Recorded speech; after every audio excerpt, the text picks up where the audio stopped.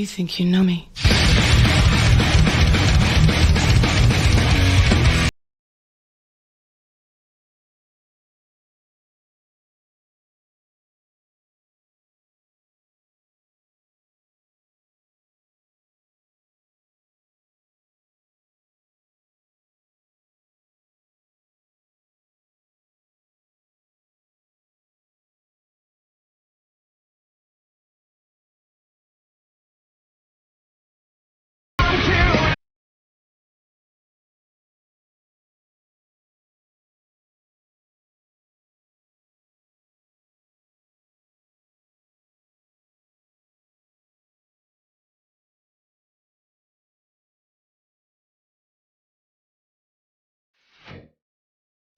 Yo, it's your boy CT Crusher here checking in. Just wanting to remind y'all to go subscribe to my homie Hoodie Jube for the Hoodie Jube live podcast. We talking pressing topics here for you every night of the week.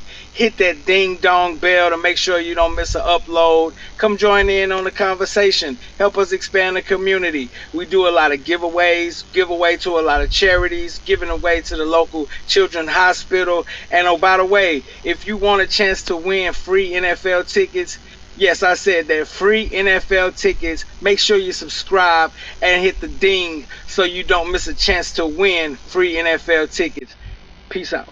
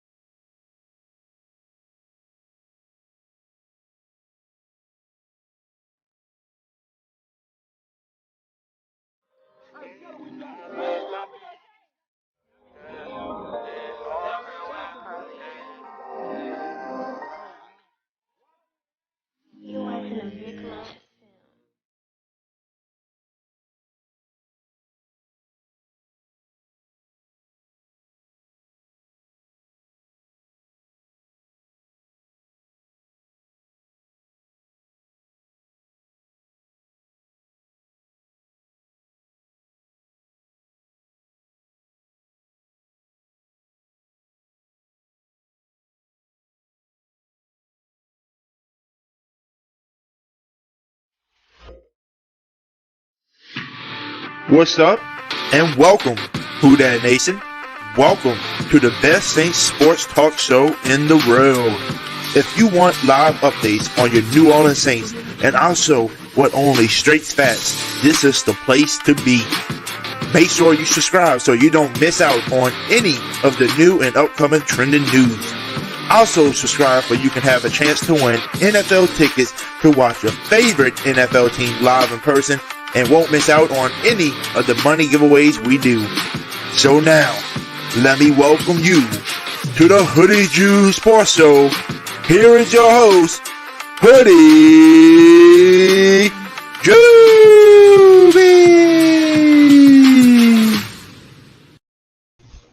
What's good, YouTube? It's your boy Hoodie Jube, and I'm back with another live podcast. And if y'all don't know, y'all will know. There's no YouTube without your boy Hoodie Jube, y'all. How's everybody doing tonight, man? Me, I'm doing just fine over here, y'all. Just got back home from work, but guess what? Your boy hit over 1,000 subs, man. So I'm super excited, and I do want to tell everybody thank you very much, man, for all y'all being subs and being supporters of this channel, man. Like I said, there's many and many more of these things to come, man, with giveaways and, you know, donations and just all kind of stuff, man. Saints news, all kind of stuff, man. I just can't wait till we reach the 2,000, you know, 2,000 and beyond, man. So just to reach the 1,000 mark, man, I truly appreciate every single one of y'all, like I said, for supporting this channel and doing that for me as well, man. But let me give a shout out to everybody that's in the chat already. And also, I did pin the link to the top if anybody would like to come on and talk, man. I see my boy Josh the Pell fan, man. If you got a few minutes, Josh, come on here and talk with me, man. So who that to you, my boy Josh the Pell fan. We got Jasper, who that to you. We got a Fixer Young Nola, who that to you. We got Tiffany McBride, who that to you. We got Who That Dana, who that to you. We got Pammy Whammy, who that to you.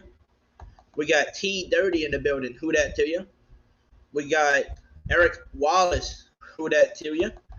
We got Big Con in the building, who that to you. We got Jerry the old freaking G, Who that to you, man? Anybody else new? Let's see. Yep, we got Richard in here. Who that to you, Richard? And let's see. Anybody else? We got Eric Wallace. Who that to you? Donald Woods, man. Who that to you, my man? We got Caleb up in here. Who that to you? And I think that's everybody else. All right, I think that's everybody that's in here so far, man. So who that to everybody that's in here, man. Appreciate every single one of y'all coming in here late at night. Like I said, it is a little late over here. Just got off work not too long ago. So who that to everybody. And also, thank y'all very much for helping me get to that 1,000 subscribers, man. Truly appreciate every single one of y'all, man. And I will be making probably a 1,000 subscriber video sooner or later. I'm gonna probably make a video coming up. For the video can be basically, maybe on, some of the stuff we went over, some funny moments that we had on here, etc. So I'm gonna be making one of those very soon, y'all. But who that to everybody that's in here, man. Who that to y'all.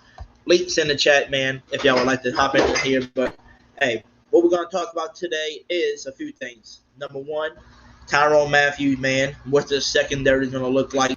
Adding him into the defense now. We're gonna talk about maybe there is some rumors still that they're saying that the Saints could still have a chance to pick up Jarvis Landry. There's still a chance that we can pick him up, which is outstanding, man. So another thing we also going to talk about is basically what can the Saints, what can you expect from the Saints this year? By looking at the team, you already know we got Tyrann Matthews. We picked up Chris Olave in the draft, Michael Thomas is coming back, Jameis is back. You got a new left tackle in Trevor Penning, who's a nasty man. You got a lot of different things. So this is stuff we're going to talk about to see what are we expecting from the Saints this season so far. And if you do add a dude like Jarvis Landry into the mix, what would it look like?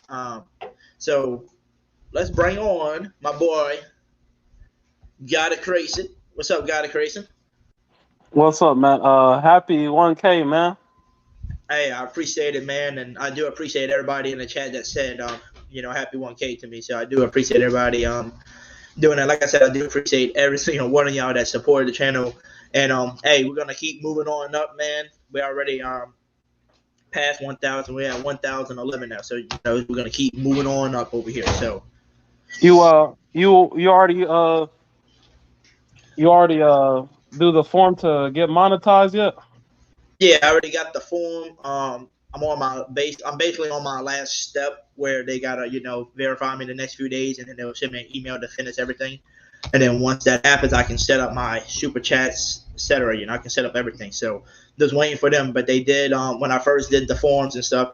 They gave me check marks for every single section, saying that I filled up, that I passed everything. I passed 1,000 subs. I passed the hours watch and everything. So I passed everything, man. So I'm super pumped up, man. And like I said, I appreciate everybody that supports the channel. It's only going to get bigger and better from here. So, and also, before we start talking about any other football, man, we got one more person waiting to hop on with us, got a crazy to chat it up with us. And that person, I tell everybody, this is the easiest person to introduce, which is a click of a video.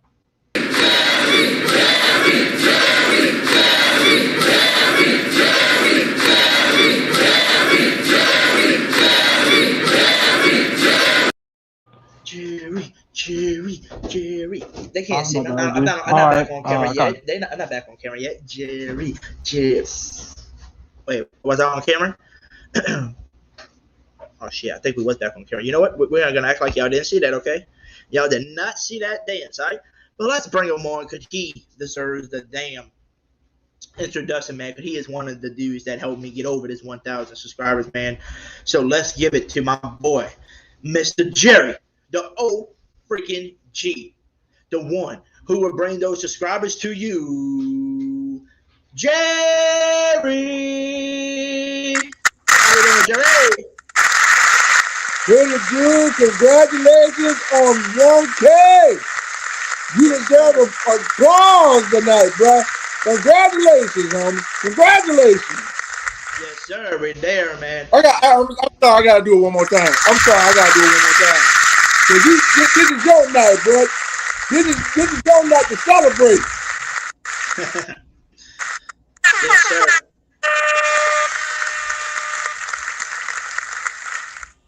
All right.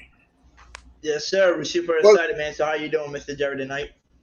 doing great, man. Once again, congratulations on your accomplishment, brother, and many more. Yes, sir.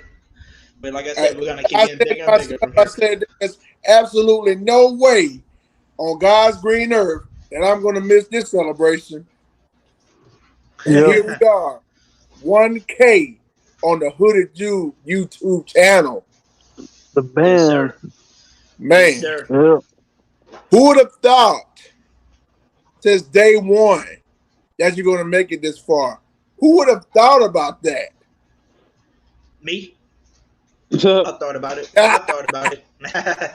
That's I see Mama Jube in the building. Hey, Mama Jube. Yes, it's my mama Jube in here. She said, "A proud mama moment. Congratulations on your subscriber goal. So proud of you. Love you. I love you too, mama." And like I said, we're gonna keep getting bigger and bigger from here, mom. So we're over 1,000. We're gonna start getting paid. We're gonna set up that super chats and everything. And by the way, I did talk to one of my good friends. He's a rapper. Me and him writing a song and stuff for my channel to where I can have my own intro without being hit for copyright on other people's songs. So eventually that video with Jameis Winston, after tonight I won't play that anymore, and I'm only gonna play just the second one that we play, the Who Dat Nation one that it tells you why to subscribe and stuff, because that's the one I made by myself. We'll use that one for a little while to my friend, and I finish up my little song. So can't wait. Yeah. But I also want to give a special early Mother's Day shout out to Mommy Jube and to all the mothers of all kinds, our queens out there. I know Mother's Day is this coming Sunday, but I want to wish those that are mothers and of all kinds much love to y'all. Thank y'all. We love you all. We appreciate y'all for what you do for all of us, myself, Hoodie Jube, God of Creation, and everybody else that come on, and also everybody in the chat. Y'all are queens every day. And not just on Mother's Day, but every day. And we thank y'all for that. God bless you. yes, sir.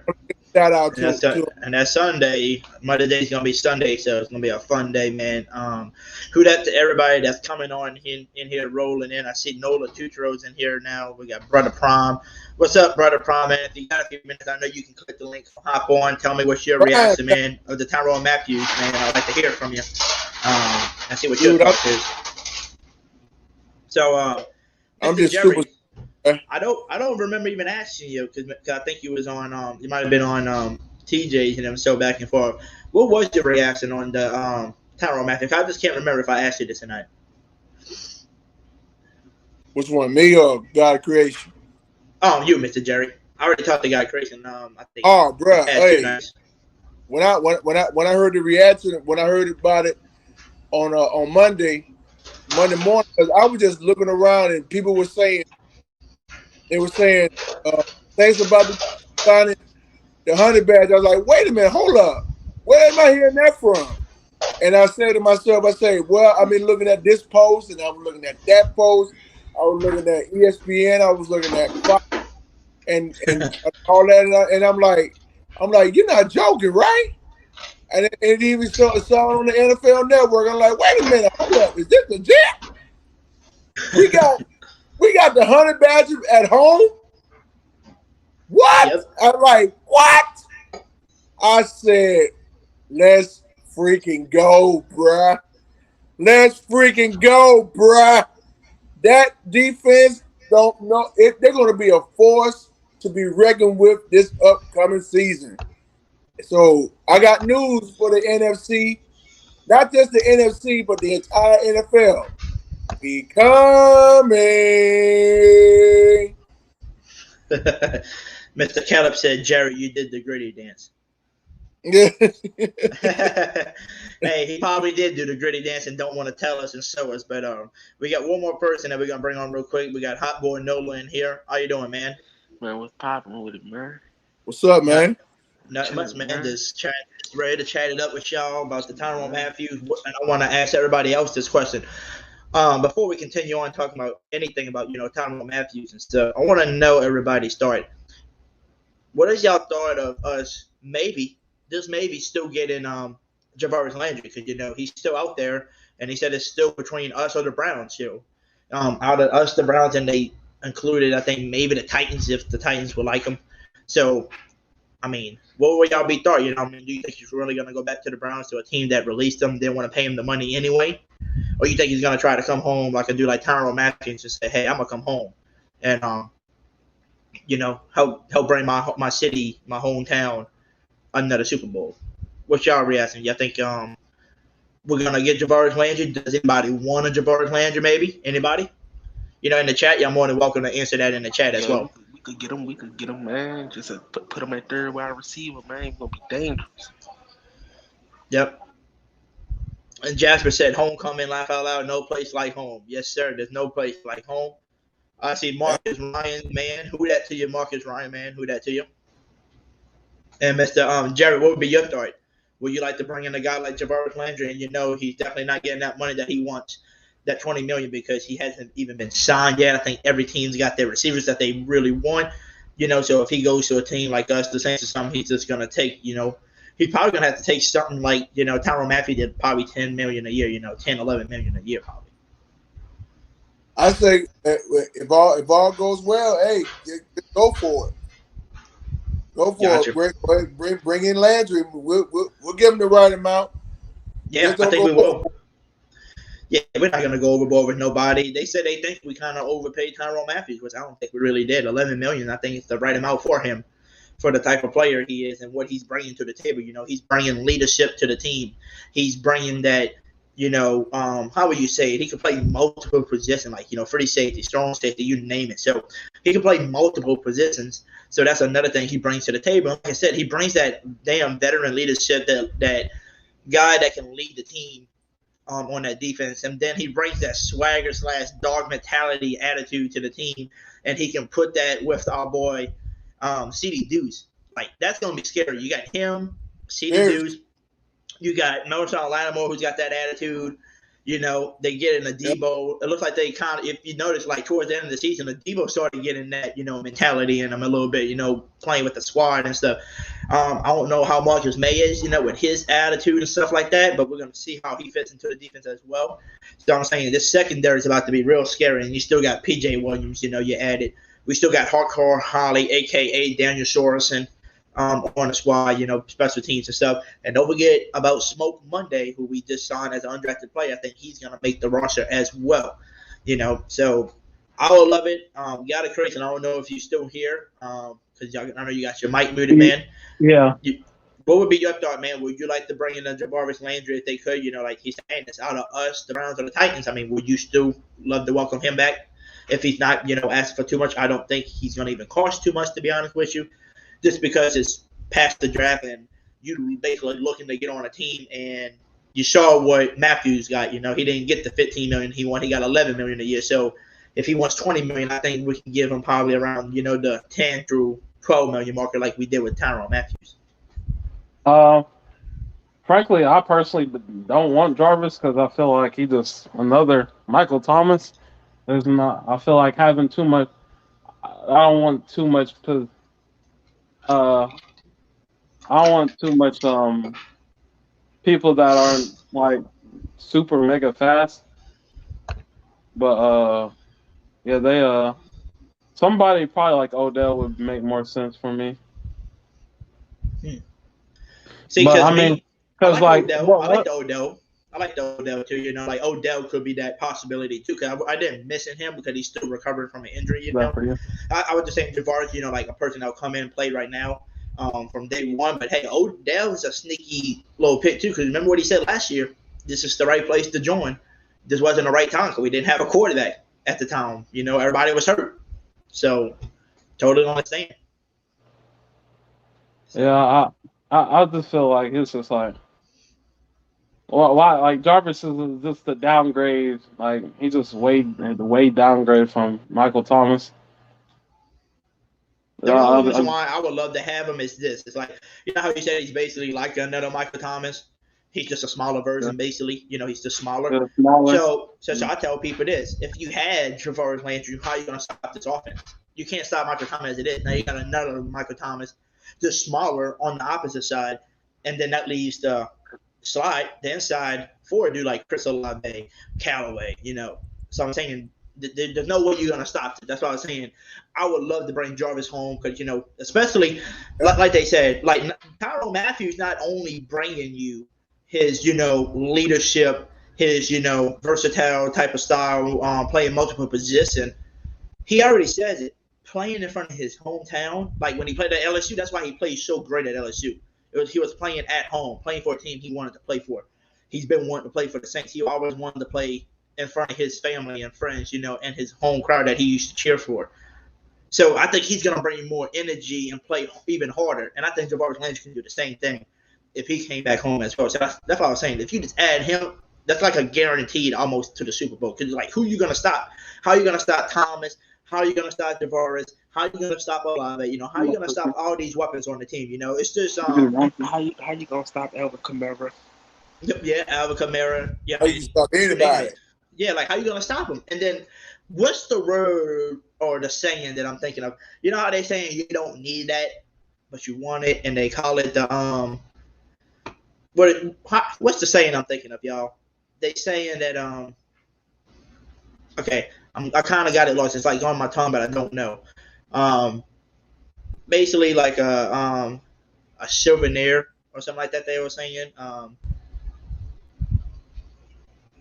would I say that, y'all? Anybody know? Anybody want to help me out with that one? Say it again. So basically, it's something you really don't need, but you're just gonna add. You're just gonna add it, to your toy selection just to add more to it. I'm saying it's like they would say. Like a souvenir, but I don't even think it's that saying of it. But people would say it all the time. I just don't know how to say. Like I can't remember the saying. If I remember it, I'll tell y'all later, for sure. But like I said, we don't really need Jarvis Landry. There he is. Yep, Caleb said it right there. It's a luxury, bro. That's what I meant to say. Luxury, it's basically luxury. He's gonna be there to just for a luxury person. He's still gonna produce. So that's what I was saying. I would love to have him. There just as a luxury, who cares? Somebody goes down, we're good because we know we got Jarvis Landry still, So I think that's another reason why I would love to have him too. He won't be no depth player either, like coming off the bench, he'll be a starter with us. So that would be one reason why I love Jarvis Landry as well. But we're gonna see, man. Maybe he'll sign by Friday. Maybe he'll sign, whenever. And the other piece, I want Kawan back. Yeah, I really want Kawan to come back to New Orleans as well, which I think he will. I don't know what anybody else's start on that, man. Also, I see Miss Megan in there. Go Hawks to you. And who that to you as well. And let's see who else we got. Oh, Slim Self was in here. I pulled his thing up. He said, chiming in from Workman, 1K. Let's go, Hoodie. Yes, sir. Let's go, Slim Self. And, I don't know what time you get off, Slim. If you get off in time, maybe you come chime in here with us as well.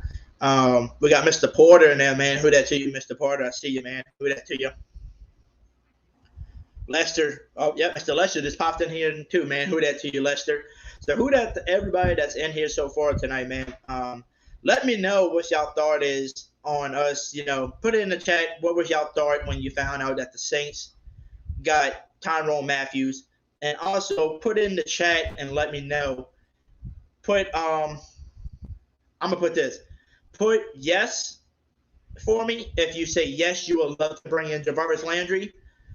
And put no if you do not want to bring Tyrann Mathieu. And put no if you do put no, put the reason why. It can be because maybe you just don't want them in the building, or put no, I want to sign somebody else that I like, because somebody told me the other day they don't really want to see Tyrann Mathieu come. They'd rather see a guy like Will Fuller instead, who could be a lot cheaper. So just let me know in the chat, yes or no, and I'm going to read y'all chats in here too. Mr. Cliff is in here. Who that to you, Cliff? 504 Cohen here. He said, Hoodie Jube with 1K, man. Yes, sir. We are 1K, man. Master Podcast in here. Who that to you, my brother? He said, let's go, Hoodie. Proud of you, my boy. 1K, and we're growing. Keep grinding, brother. Yeah, we're going to keep grinding, and we're going to keep doing it, man.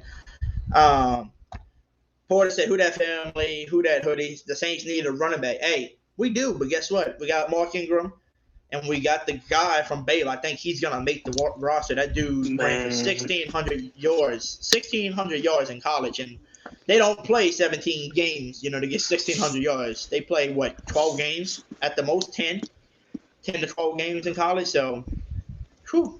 And diehard Saints man, who that to you, man? I see you in here as well. He said, "Hit that like button." Yes, sir. Hit that like button, y'all. Man, we don't need no running back, man. Alvin Kamara gonna be good, man.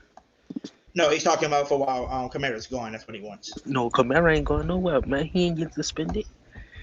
Man, it's the NFL. You know we getting suspended. Listen. You know how they roll in the NFL, bro. You know how they hate us. Listen. DeAndre Hopkins. See, Yeah, they would have did he it. got suspended. They would have did it for Alvin Kamara by now. No, his All case is, you got to realize they moved his case back to August. That's why they haven't did the court yet. Once they do the court, they're going to suspend him. So stay tuned, bro. That's Yes, all sir. I'm saying.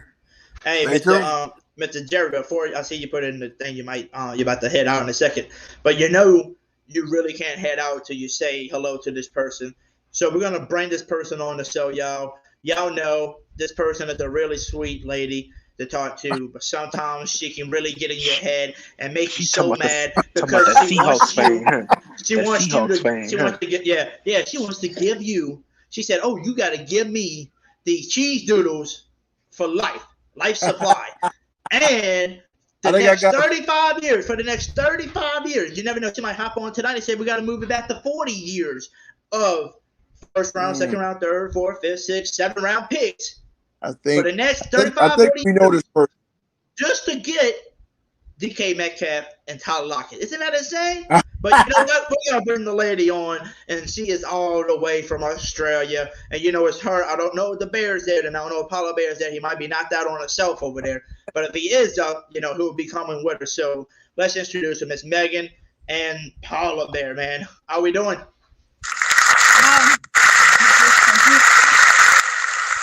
Don't know if you can see that, gentlemen, but it is May the 4th down here, so happy May 4th. If you are a Star Wars fan, if you are a Star Wars fan, happy May 4th. My day is tomorrow because I'm a dark sider, so Revenge of the 5th. DK's just signed with us again. So I'm not sure if that influences the cheese doodle affair, as I'm calling it, or the cheese doodle deal. Now be very careful how you say that, gentlemen. DK is one of our captains this year, and we are 2 days away from signing him. So not sure about Tyler. It's gone radio silent on Tyler, but I figure if DK's staying, Tyler's staying.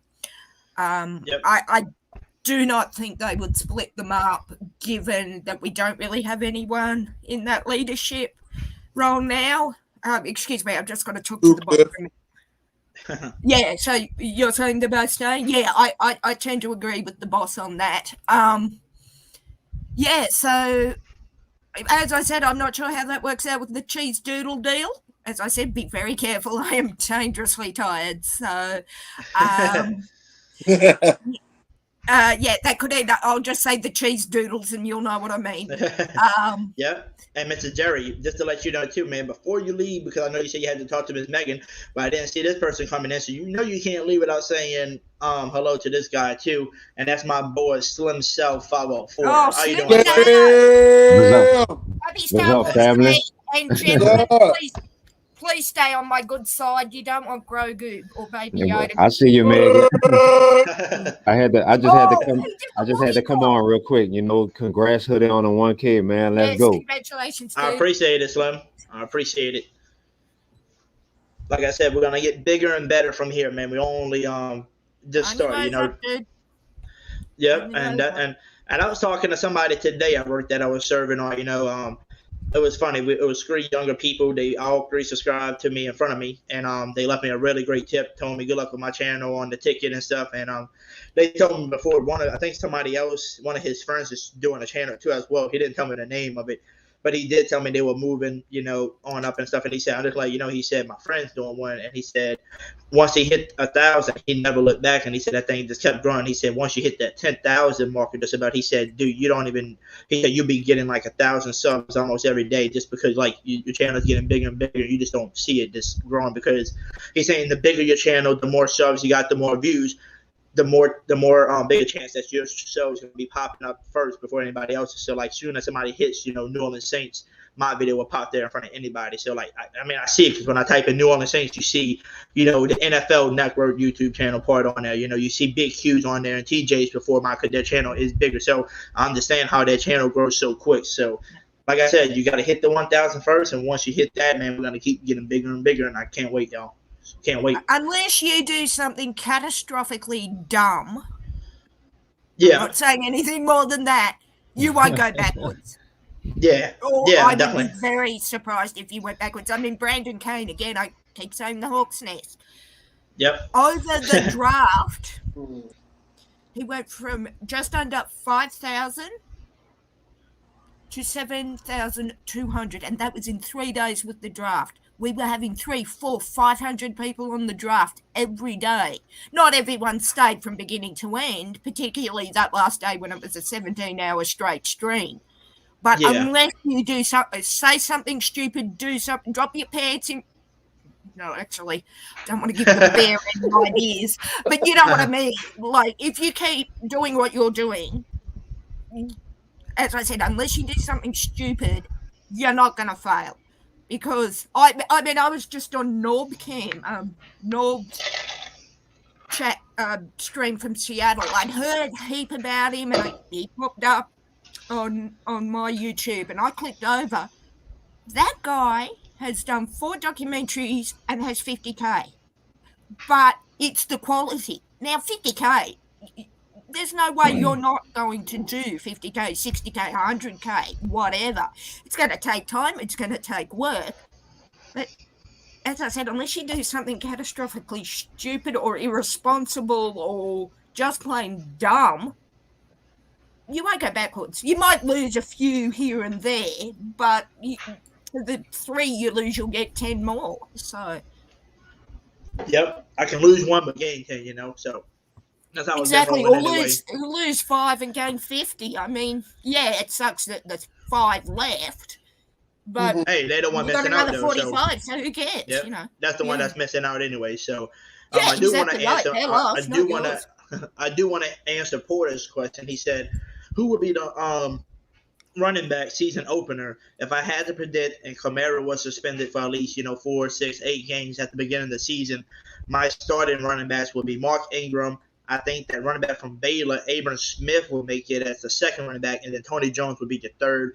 Dwayne Washington would be your fourth / special team player. So that would be my starters till Kamara does come back. Slim South, what do you think? Who would be your prediction for your season opener at running back?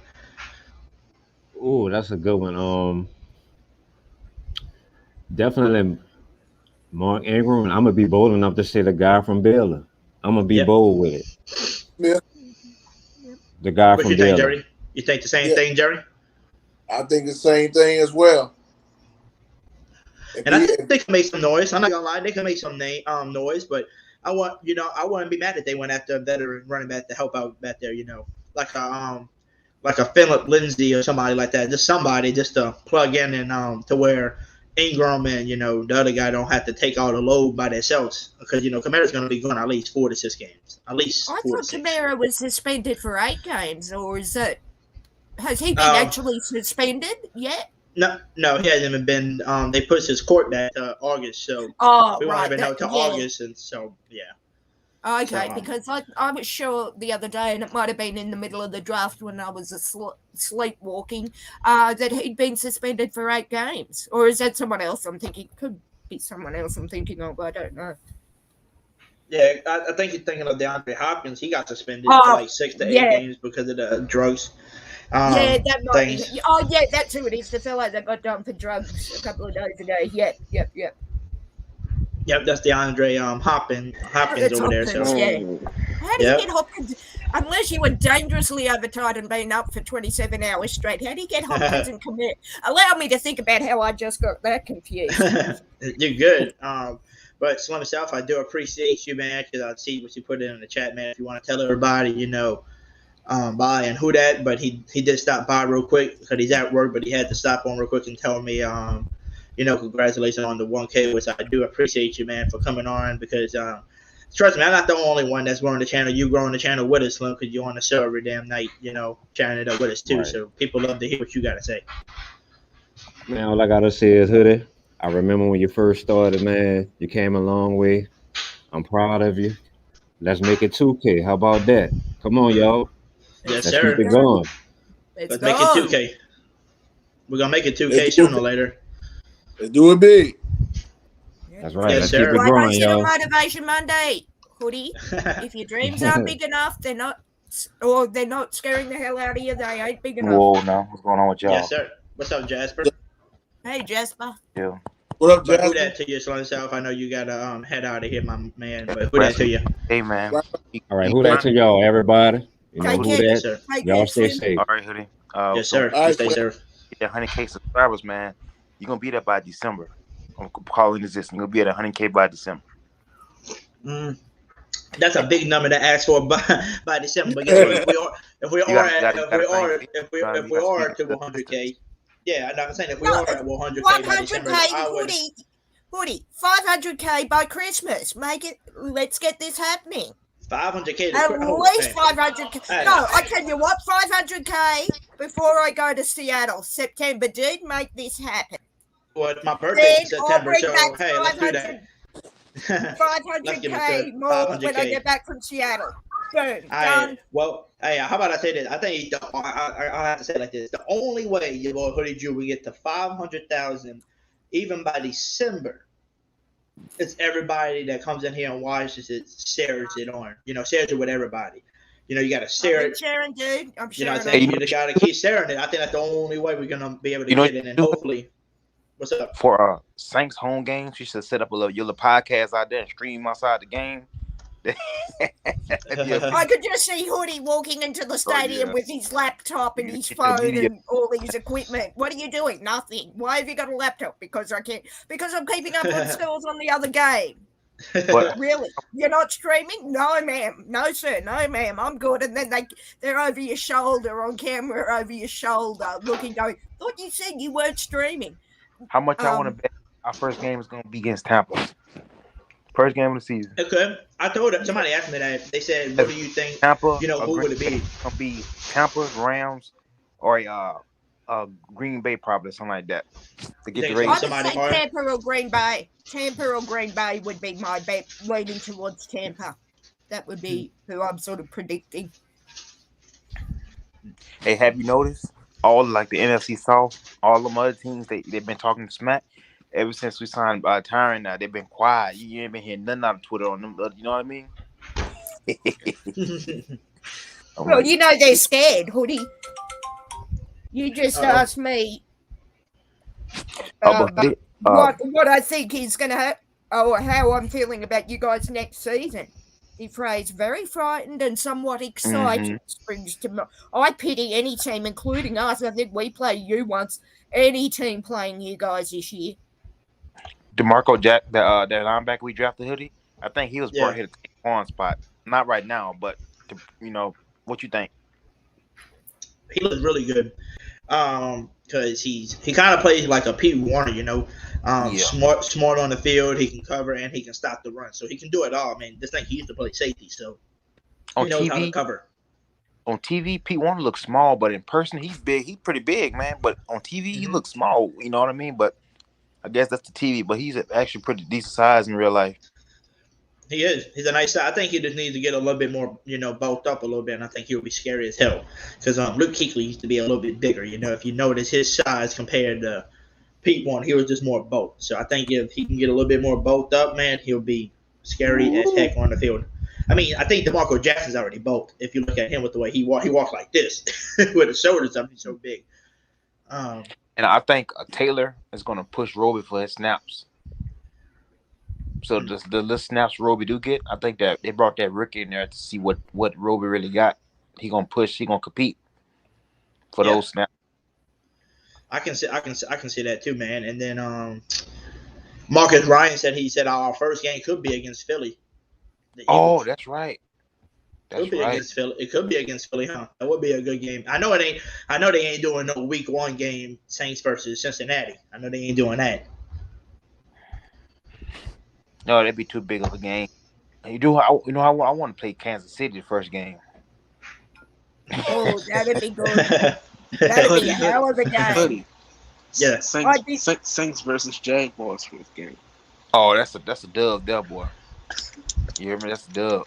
That'll be a good game. Pretty boy, Trevor Lawrence. Oh man. Hey, bro. I seen him do outline, bro. The If first you thing guys he played play, hair, bro. I'm like, oh no, man. if you guys play Kansas, it's the one time I'm backing the Chiefs. Oh, did I say that? I am backing Mahomes in that game. Sorry, not sorry. No, Patrick Mahomes. He don't have the leprechaun no more. He don't have Tyreek Hill. So all those 50-yard back pedal throws off the back foot. I don't know how that's gonna go. No, actually, I'd honestly be backing you guys with as I said, the team you're building is freaking scary, and it is going to be brilliant. As I said, not so much when we get smashed by you, but to watch how it goes. Hey, because you're getting the old favorites returning, the hometown boys. Mm-hmm. And you seen the thing I tagged in on Twitter, Hoodie, where James Winston throw the touchdown? Yeah, we were talking about that the other day because I was telling people, I said I like how everybody wants to talk about the interception, exactly, but they don't want to share it on there that he had to win a touchdown against his team. So that's crazy. It's a social media. They hate Jameis, man. So we got swole for. Yeah. You good? Go ahead. Got it, Chris. Oh, I wanted to say about that, low key. I seen it was another Saints YouTuber.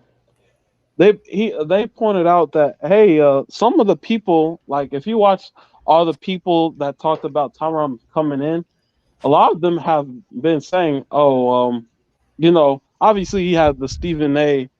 BS when he's just being a fangirl and whatever. But realistically, a lot of people have been saying, people give our defense credit. Yep. People I'm not gonna act like, oh man, it's the Saints versus the world, which is, if you compare everybody else's team, it kind of basically is the Saints versus the world. But it's they're saying that Tyrann Mathieu is that good piece that probably can push our defense to a championship defense. I feel like it was already a championship defense. A lot of people, I'm pretty sure, knew it was a championship defense. And like I said, I think the secondary is better. If you look on paper, Marcus Williams and a 42-year-old, was it? He wasn't that old, God. Oh man, I was playing. He was like 30. He was like 32. Yeah. Okay, how do you get 32 being 42? Asking as a 45-year-old. It was a joke, but I'm too tired. he was becoming old, and so like I said, people, for some reason, people think Marcus May is worse than Marcus Williams, and it's that wouldn't be the case if Marcus May was who we were supposed to get. I don't know if Saints fans don't know this, but we were supposed to get Marcus May over Marcus Williams, and that's for a reason, because Marcus May is the better player. Marcus Williams just developed a lot because he had a better coach and a better defensive scheme. He let that up too, boy. Yep. Right. So it's now we just gotta see how the offense. And I don't know if y'all saw, but the legend himself, Michael Thomas, he posted a picture of him and Chris Olave getting a workout in together, man. And I looked at a video of Michael Thomas the other day, and I know we talking about Olave route running. Michael Thomas running violent routes. That dude, boy. Yep. That's crazy, man. He run violent routes. He throw you off of him. I'm like, man. But I wanted to read Swole's 404, man. Who that to you, Swole 404? I think you must be new to the channel, my man, because first time I've ever seen you in here. He said Tony Jones will not make the team if that rookie plays great. Probably won't, but I think Tony Jones will make the team just currently, and then he might get released later when AK comes back, But for right now, you're still going to need 3 running backs at least in case somebody goes down. So I think he will make the team currently, but once the AK comes back, his chances are less. But he also put in here, he said no need for Jarvis Landry because we are crowded at wide receiver, and he's too expensive to be a third wide receiver. But to be honest with you, I would love him in New Orleans as a luxury, piece, just basically just add to the team. Plus you are from New Orleans, and he's going to play his heart out for his hometown city and for a team he would have loved to play for too. That's his hometown. So him coming back, there's no way you stopping. There ain't no way you stopping that Michael Thomas and Chris Olave if we had those three. But if you have Landry as a luxury quote unquote player, what's the point of having him on a contract or anybody excess to what you already have?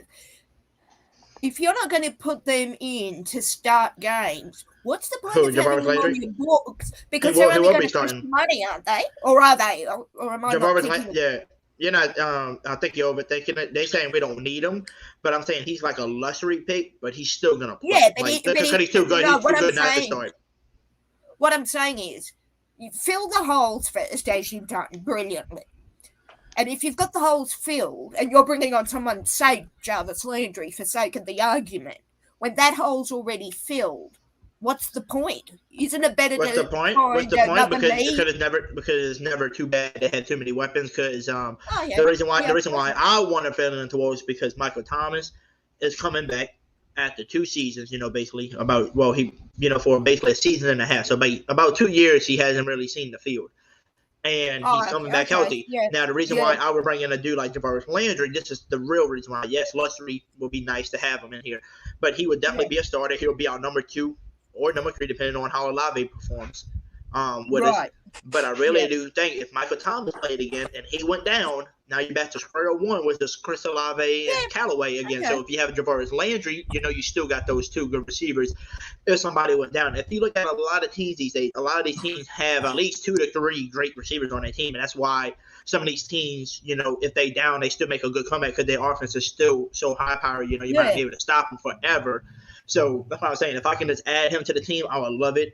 That makes sense when you explain it that way. To me, the way it was, you were saying it before, didn't make sense because it was just like, oh, we want him, we don't really need him. But I might have, as you said, been overthinking it. Big surprise. But no, that makes sense. Now you said it that way, makes perfect sense.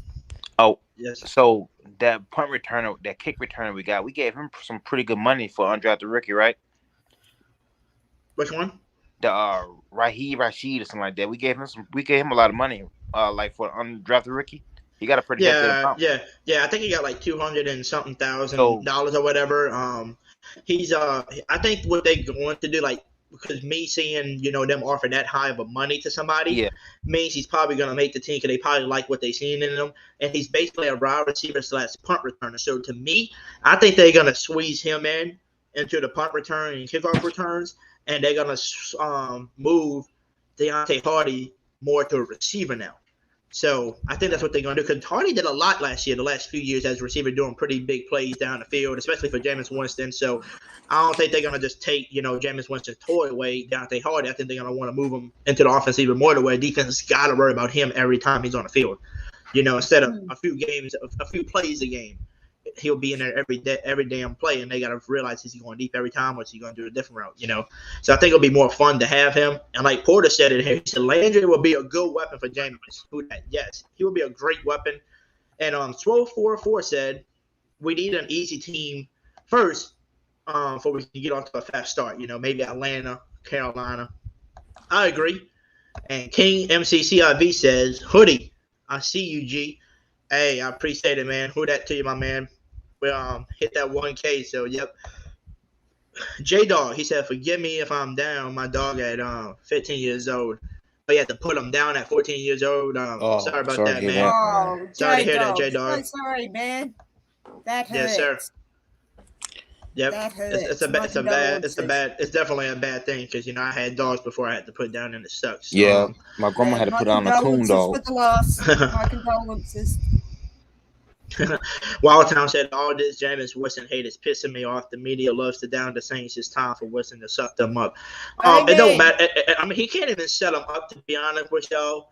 I really don't see him hating nobody. I mean, setting anybody up, and the reason why I can't see them setting anybody up is because of one reason only. It's because no matter how good Jameis Winston plays, he can play 10 years straight, 5,000-yard seasons, 50 touchdowns to 2 interceptions, they were still saying, oh, well, he still ain't better than this person. He can go win 12 Super Bowls.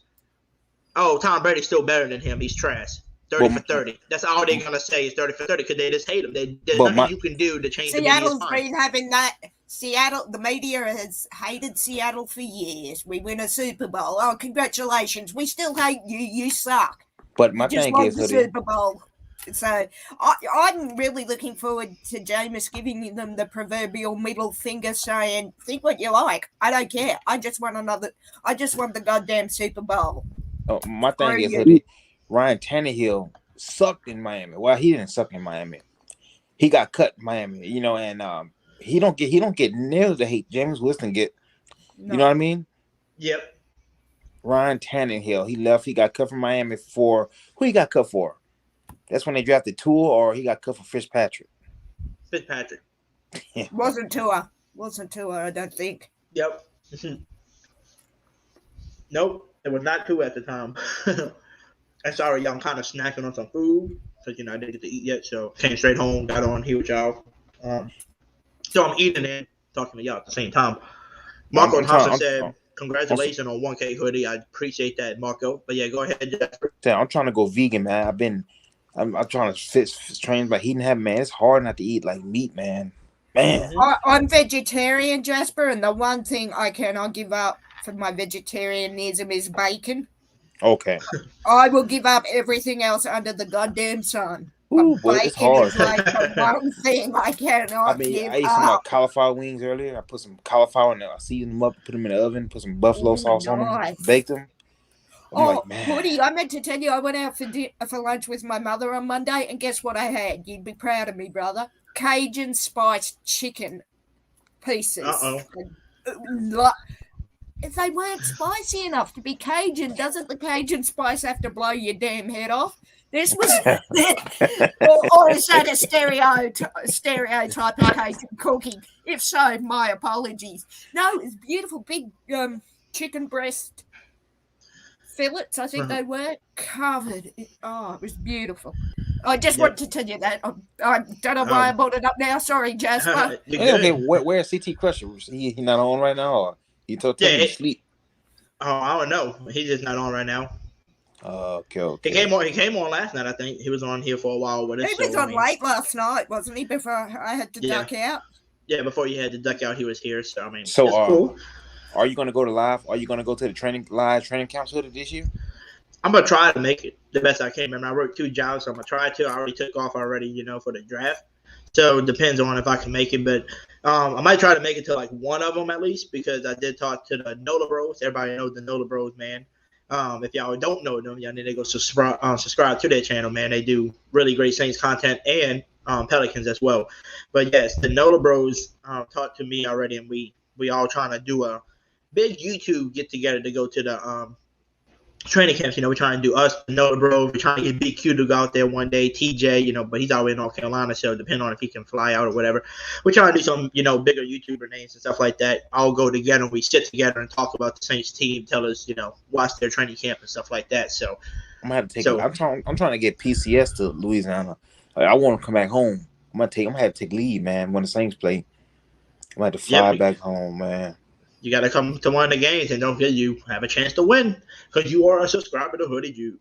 But see, the only thing I'm not good with loud noises, man.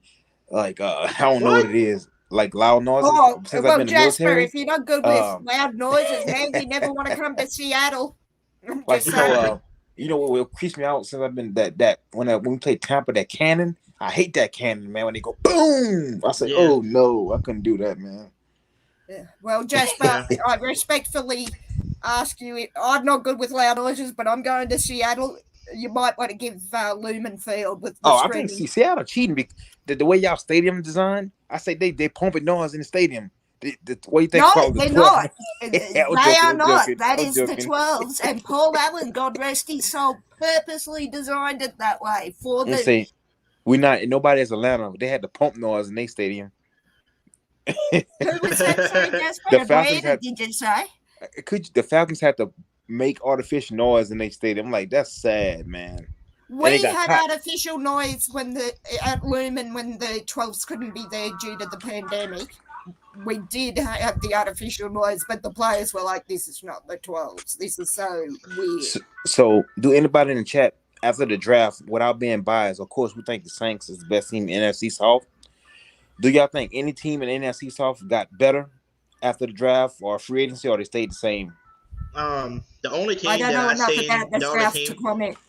The only team that I seen that did really good and got a little bit better, what I would have to say would probably be the Falcons, because I mean they added a receiver in Drake London, because I mean they had nobody at receiver, and then they got Desmond Ridder in the third to finally get them a future quarterback, maybe depending on how he produces in the NFL. I mean, and Panthers did okay, you know, to give them a left tackle instead of going after a quarterback. So, I mean, that was a smart move. Plus, they went and got Mac around the third round, too. So, he might be a nice little steal in the third, depending on how he ecstatic that Corral did not come to Seattle. But you know why they got Drake London, honestly?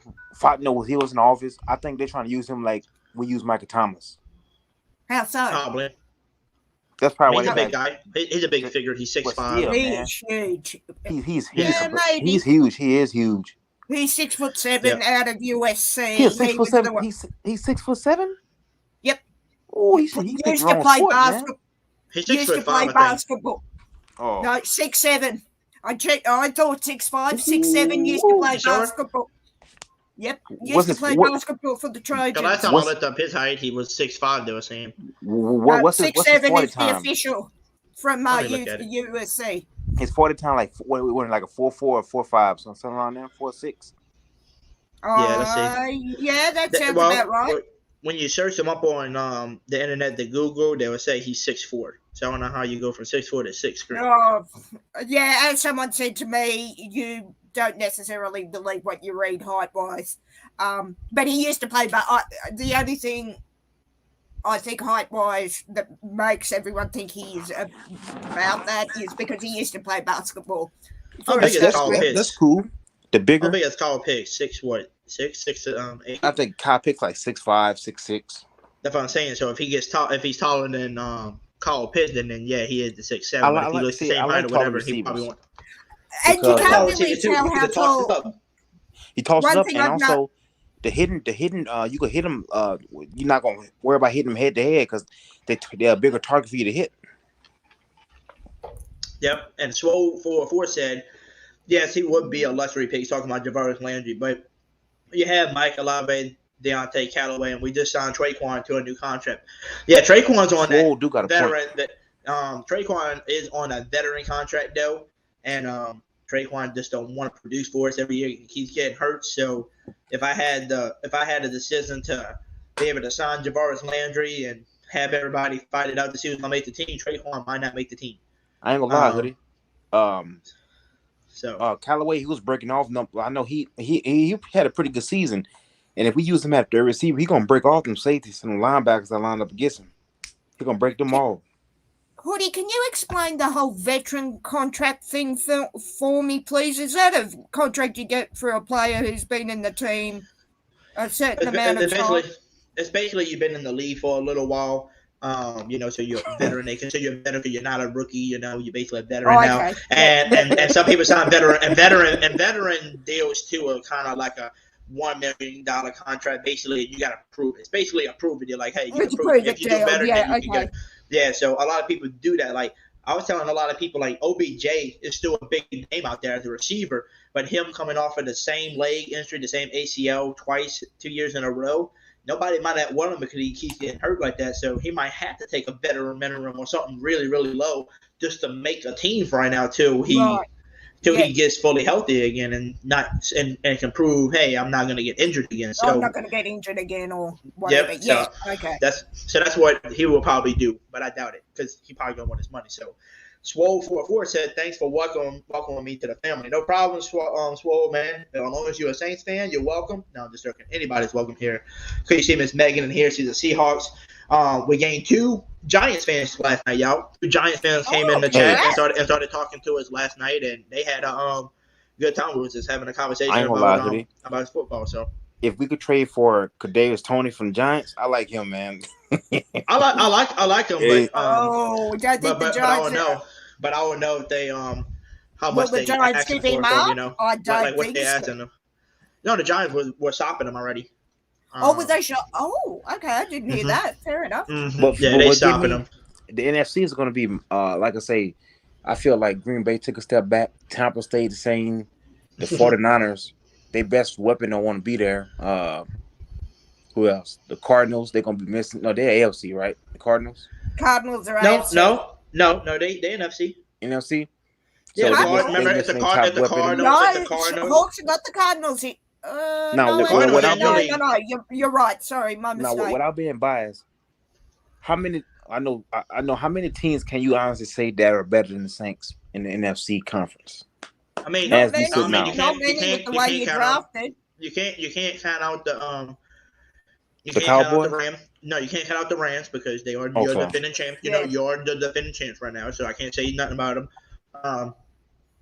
Everybody is gonna say, even plus the media, is going to say the Bucs are better because Tom Brady's there. But if Tom Brady was there, then that would be a total different ballgame, you could say. But Tom Brady considered, the best thing that you can never have on an offense. So, they think Tom Brady. You got to add the Buccaneers in there. Some people are saying the Packers still, but I don't see that until their new receivers. Until the receiver shows me what unless Aaron Rodgers can ball out again with the receiver he has. Another team I would have said the Cardinals, but now they don't have D-Hop for 8 games or 6 games it was. So I'm not too worried about them. So I won't say that. I mean, if you want to ask me, you remember Dan, right? That used to be the quarterback for the Dan Lions. Orlowski? Yes, him. You heard what he said though, huh? He let me see. I took a picture of this, y'all. He put his top teams, right? His top NFL hang on, guys. teams right now. I gotta make a phone call, so I'll be back in a sec. All right, Miss Megan. I thought I took a picture of it. Maybe I didn't. But his top 5 teams. No, I do have it right here. Let me pull this up for y'all. Watch. Let's see. I'm gonna email this shit to myself real quick, and I'm gonna pull it up on the screen, let everybody look at it real quick. So hold on one second. You got to kind of point. Always try to. I got a point. The Vikings always play good against us. I don't know what it is. I don't know if it's a matchup problem, but Kirk Cousins always give us fits for some particular reason. Let's see, top 5. All right, I'm gonna pull this up real quick. Okay, the picture's up there. Okay, bet. All right, so let me share my screen with y'all, and here we go. So this is Dan's top 5 teams in the NFC right now. That's his top 5 teams right now. I'll put the Eagles over Green Bay. I would too, because their team I'll put us over Tampa. Definitely better right now. Because I'll put us over Tampa because we better. They don't have all the time. They have Mike Evans, Chris Godwin coming off an injury. Gronk is not back. They lost. They picked a receiver from the Falcons, but he's a role player. Their defense they lost Sue. He was pretty good. They lost one of their safeties. Who else? They lost 3 of their offensive linemen. One of them retired, and the other 2 went to different teams. I mean, they picked up one from the Patriots, who's a pretty solid guard. But I mean, they still got to fill in the 2 other rows, and so we're gonna see, man. So that's why I got a new head coach. I think we're a little bit better. I think we're a little bit better than them, on paper, because I mean, they already know we shut them down, and now we just added Tyrann Mathieu to that defense already too. Now it's just too hard to. It's just gonna be too hard for teams to. I think with a lot of those lists, Hoodie, it depends on what bias you have or the media has. Whoever, Mel Kiper is a man I can't stand on a good day, but he graded the Seahawks a C- for their draft. Yeah, I seen that. Yeah, we're all looking at that. Well, it's Kiper. We're not surprised. And then I think the next lowest was a B+. You got to wonder in the media, are they doing it to make a sensation, like, Kiper, gave us A+, or are they doing it for the headlines? Like, we're talking about. So they gave us a C+ too, Megan. You know that? They gave us a C+ because we didn't draft a quarterback. Because we didn't draft a quarterback, and that's why we didn't draft a quarterback. No, and it's like, as somebody said on Twitter, it was such a great tweet. It said, out of the people like Kuiper's mouth, oh, the Seahawks didn't draft a quarterback this year, so they get a C-. Next thing they say is, well, the quarterback class this year was trash, so it's great that these teams didn't pick a quarterback. Okay, Mel, either you're bipolar or schizophrenic or just an idiot. You gave us a C-, or for both of our teams, C- because we didn't take a quarterback. Then you're telling us how happy you are that we didn't take a quarterback and still giving us a freaking C-. Make up your mind, dude. You seen what 444 say? He got a good point. We do got a lot of receivers that we don't know what we have. Like we have the receivers we drafted last year. We don't know what they could do because they never got the opportunity. So I understand that. Yeah. That does make sense. It does make sense too. 985 And, Jay said it don't matter what the Saints do. Even when they win, they still talk about the other teams. I don't get it. Jay, Totally. the media, because we're in the northwest corner of your fine country, ignore us totally. Seattle stations and in that area will talk about us because we're in the area. But if you notice, there's a line down the middle of the country, or from Seattle to New York. If you look at NFL.com or any of those, ESPN to a lesser extent. Baker Mayfield is Johnny Manziel 2.0. Baker Mayfield is not coming to the Seahawks. We've closed the door. Thank F. And he really don't have nowhere to go.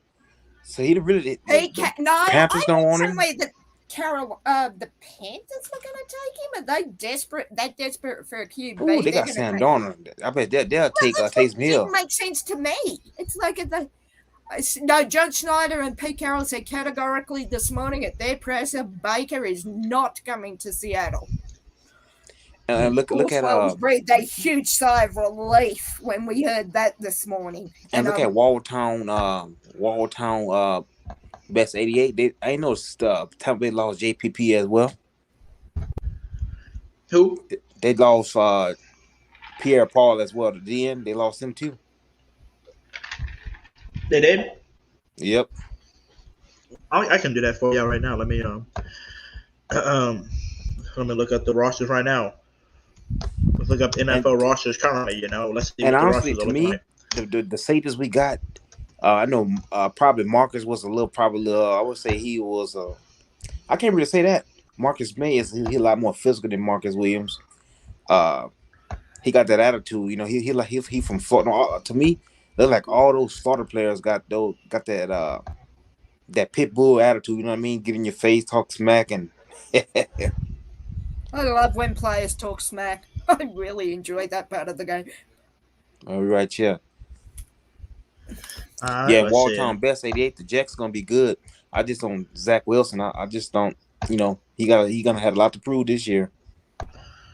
There's a lot of players that are going to have a lot to prove this year, and I think that's why in any team, and I think that's why I'm so excited to see them prove it, and for them to say, hey, you didn't think I could do it, but I did. But you know how this quarterback class was weak? You had teams like the Giants, Jets, Carolina. They didn't even draft quarterbacks. And Seattle didn't, thank God. So yeah. I think Drew Lock looked better than Zach Wilson or Sam Darnold or all I want for Drew Lock, I'm on the Lock train, I will admit, Jasper, but I just want people to give him a fair chance. Mm-hmm. Now, whether he succeeds or fails, that's up to him. But I think any quarterback that was coming to Seattle after Russell Wilson was going to have their detractors no matter how good they are or not. And I think it's unfair because they're each their own players, but you're coming in after Russell. What more can you expect? But I would really I've been on the Lock train since we signed him. Everyone said I'm insane. To me, you're insane. You're insane. I'm friends with you, Hoodie. I'm friends with God of Creation, Crusher, it all. There's my sanity there. But I just want the 12s particularly to give him a chance. I mean, he's only like 23, 4. Give him a chance. Give him 1 year to prove himself, then flick him. And that's what I've always said. He'll be 1 to 2 years tops. Maybe a little more, 3 years, maybe, but he'd have to do freaking brilliantly and win us the Super Bowl. I'm gonna make a hot take. It's not going to happen. I feel like like how the Eagles got Jalen Hurts, got him a good receiver. They had a good draft, but I feel like they're setting him up. They're setting him up for success. Also setting him up for failure, because if he don't get it done this year, if he don't have a deep playoff run or get out the first round of playoffs, it's gonna look bad on him, man. Yeah, but I think that's true. I mean, I like Jalen Hurts quite a lot too, but I think the 12s are fully realizing we are not going to do well this year. Now, we can surprise ourselves, I guess. We are building for a Super Bowl run in 3 years. 3, maybe 4 years. As Pete Carroll said, we're building the foundation for the house. Then we're building the house, if you know what, to use that analogy. How many years you think y'all have Pete Carroll for? You think he got a few more years, or this is last year? I think Pete will be there to see the rebuild through. So, I mean, I love him dearly. Looks just like my dad, which is kind of scary that I love him as much as I do. He's 71 in August. He's 71 years old? He is 71 in August. Man, you better leave that alone, man. Will be 70 in June.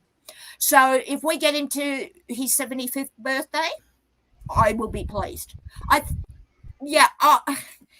don't think he would have started the process he started with this draft if he wasn't planning to stick around at least 3 years. Because to start building, then retire or get kicked or whatever, then have some new guy come in going, you know what, I don't like any of this. Okay. Like Carroll did when he came in 2010. He got rid of 264 players off our books. He and John Schneider went through the books head to toe and just said, no, not going to fit. Get rid of them.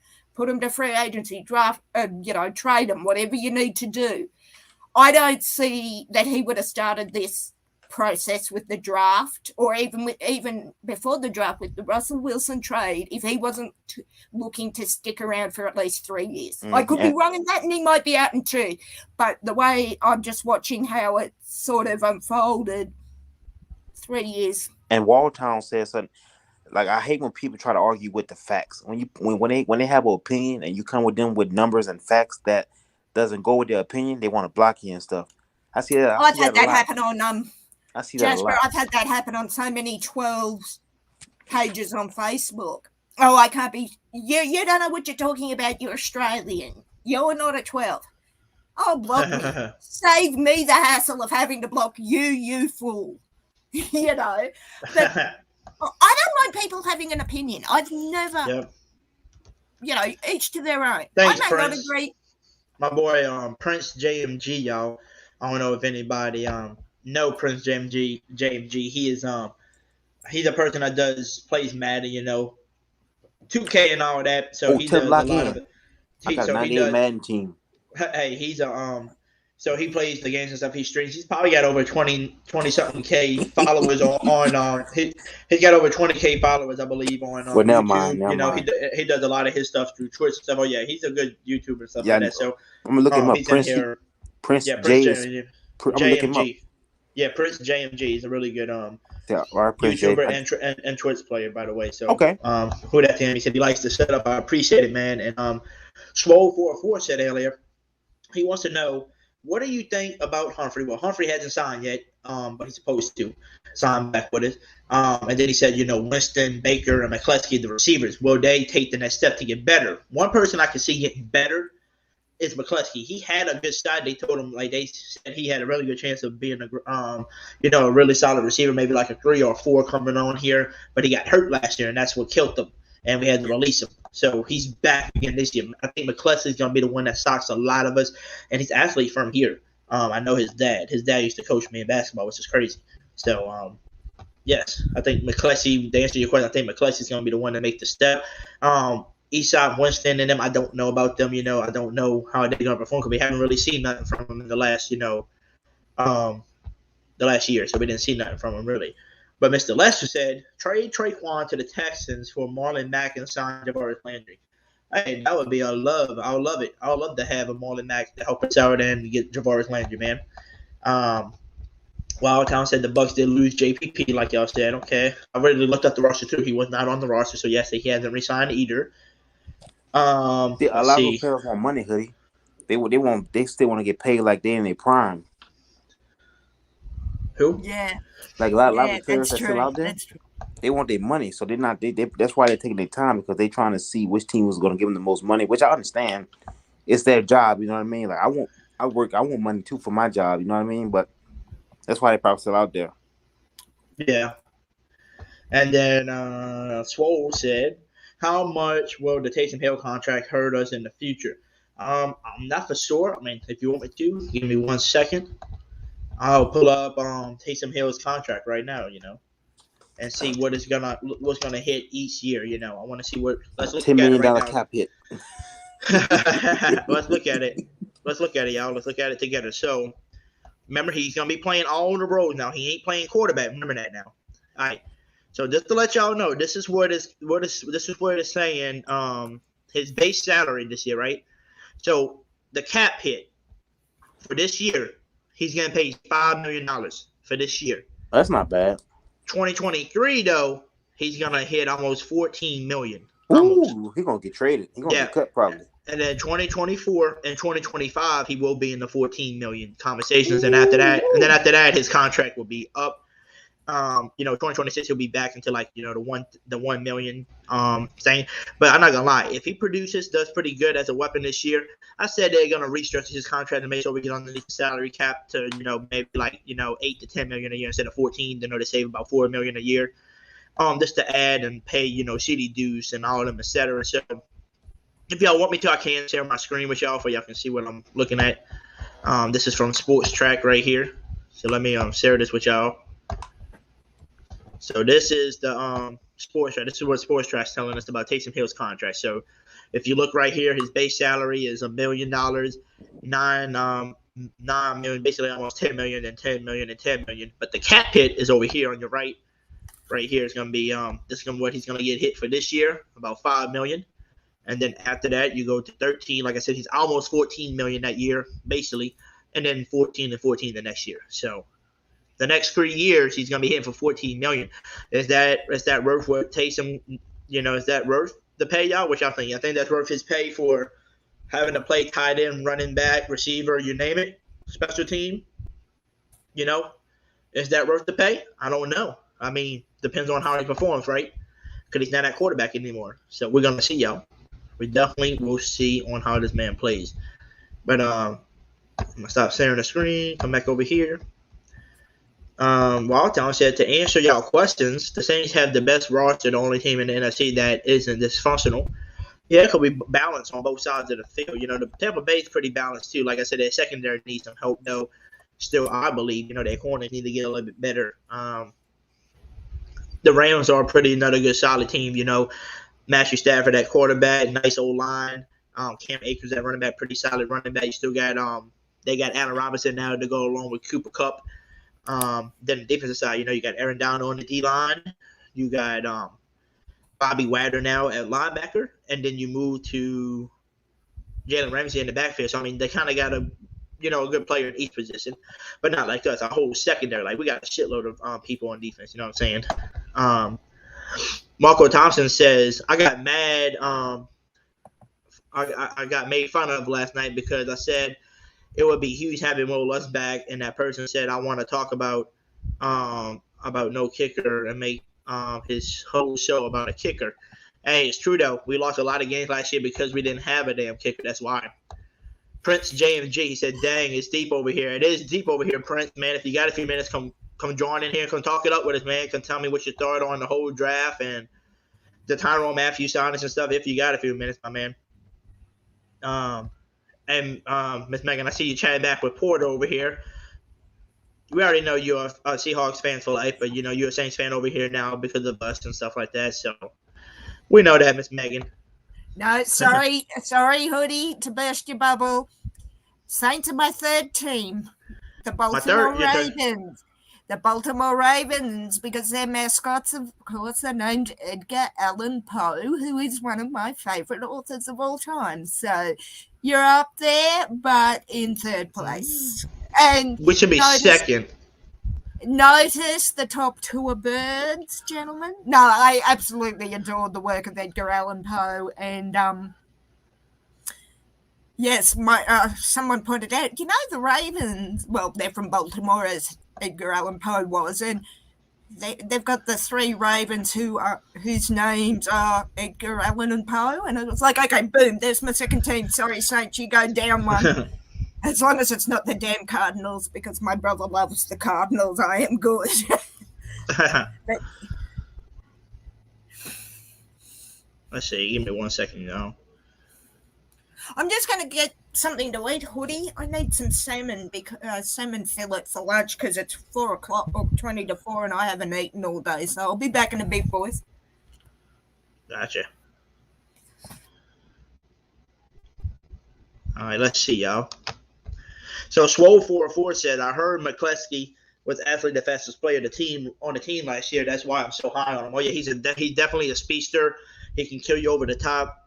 Type of player too, so I think that's why we wanted him last year. He can be a return man too if you want him to, but like I said, he got hurt, and unfortunately he got hurt and we couldn't use him. So Prince JMG on paper is the best second that we have ever had. I think so, the best we ever had. I mean, you got Lattimore and Debo locking it up on corners, and you got Bradley Roby to back him up, and Alante Taylor that you just drafted in the second round to back him up. Then you move to the safety position, you got C.D. Deuce, Tyrone Matthews. You still got P.J. Williams that you designed. You got Marcus May. You got Daniel Sorensen, a.k.a. Hardcore Holly. So, I mean, man, I hope we can bring back Jalen Dalton. Yeah, I think we will, bro. I don't think they're just waving him right now because of the camps and stuff, and probably because he was still on injury, probably. So I think he will be back, man. Prince JMG, man, how do I get my chat up there? Question mark. What you talking about? How you get your chat up here? I put them up there. See, I can take them off and put it up there for you. But come on, Prince, click that link up there. Come chat it up with your boy. Come on, I want to come talk. I want to talk some football with you, my man. Brandon and he said, "What's up, Hoodie? Just got in 5 ago. Hey, what's up, Brandon, man? Who that to you, man? We just been talking a lot about the Tyrone Matthews. Maybe Jabari Flanger may be coming, and we talked about how your boy hit over 1,000 subs, man. So." Prince, by the way, Prince, if you're still in here, Prince James G, man, we did hit over 1,000 subs, my dude. Finally hit it. So, who that to you, man? Wildtown said, rumors is Vikings versus Saints in London week 4. That would be good. I would rather play them than play the Cincinnati because I want to see Cincinnati at home in New Orleans. That would be dope. That dome's going to be lit with Joe Burrow, Jamar Chase jerseys, Tyrone Matthews, and Saints jerseys. It's going to be lit up in there, man. It's going to be lit up in there. Troll 404 said, that's why I asked for your opinion on Taysom's contract. And no, I don't think he's worth $14 million for a gadget role. Gotcha. That's what I was wondering. Because, like me, he could perform really well at tight end. He can come in on these running back plays and get you the first downs you need, like do the dirty work, line up at receiver and tight end and perform outstanding. And he might do all-around play, and he might be worth that $14 million. He might play that damn good, but we don't know. We got to see because, remember, we used to love him as the Swiss Army knife, and then they started moving him more into the, quarterback role, basically trying to put him in as a starter, and then that didn't really work out too good, It didn't really work out too good for us. Chris JMG said, let's go. Let me send you the link, my man. Prince James J, I'm gonna send you the link if I can get your butt on here to come talk for a few minutes, man. I know you can come talk for a few minutes. You're always up late anyway, streaming, so I know you can get on here for a little bit, my man. Let's see. Gotta read something real quick. Y'all give me 1 second.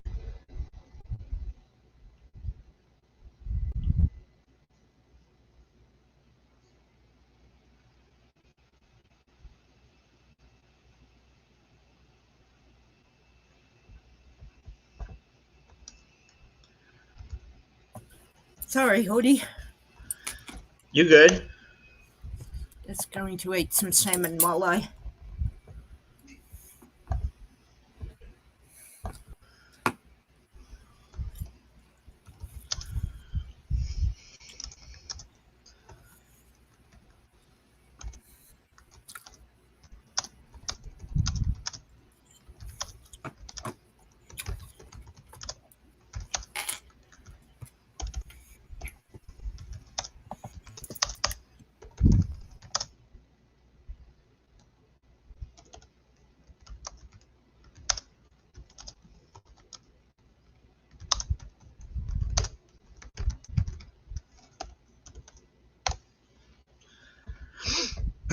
Sorry, y'all, was messaging somebody back on here.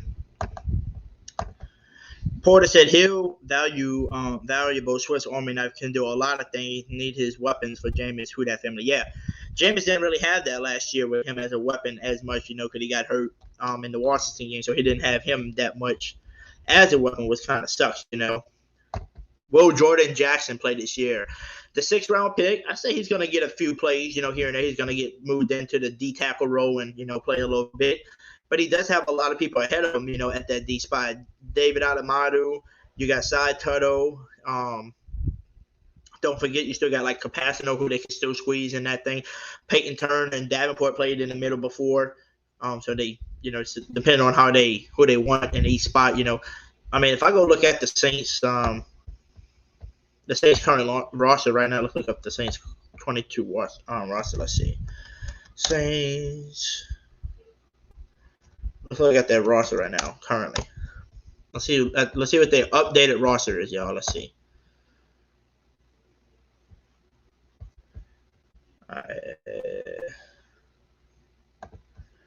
Give me 1 second. I want to find the roster where it's like the lineups and stuff. I don't like the one where this shows quarterback.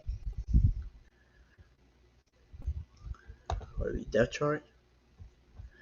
Yep.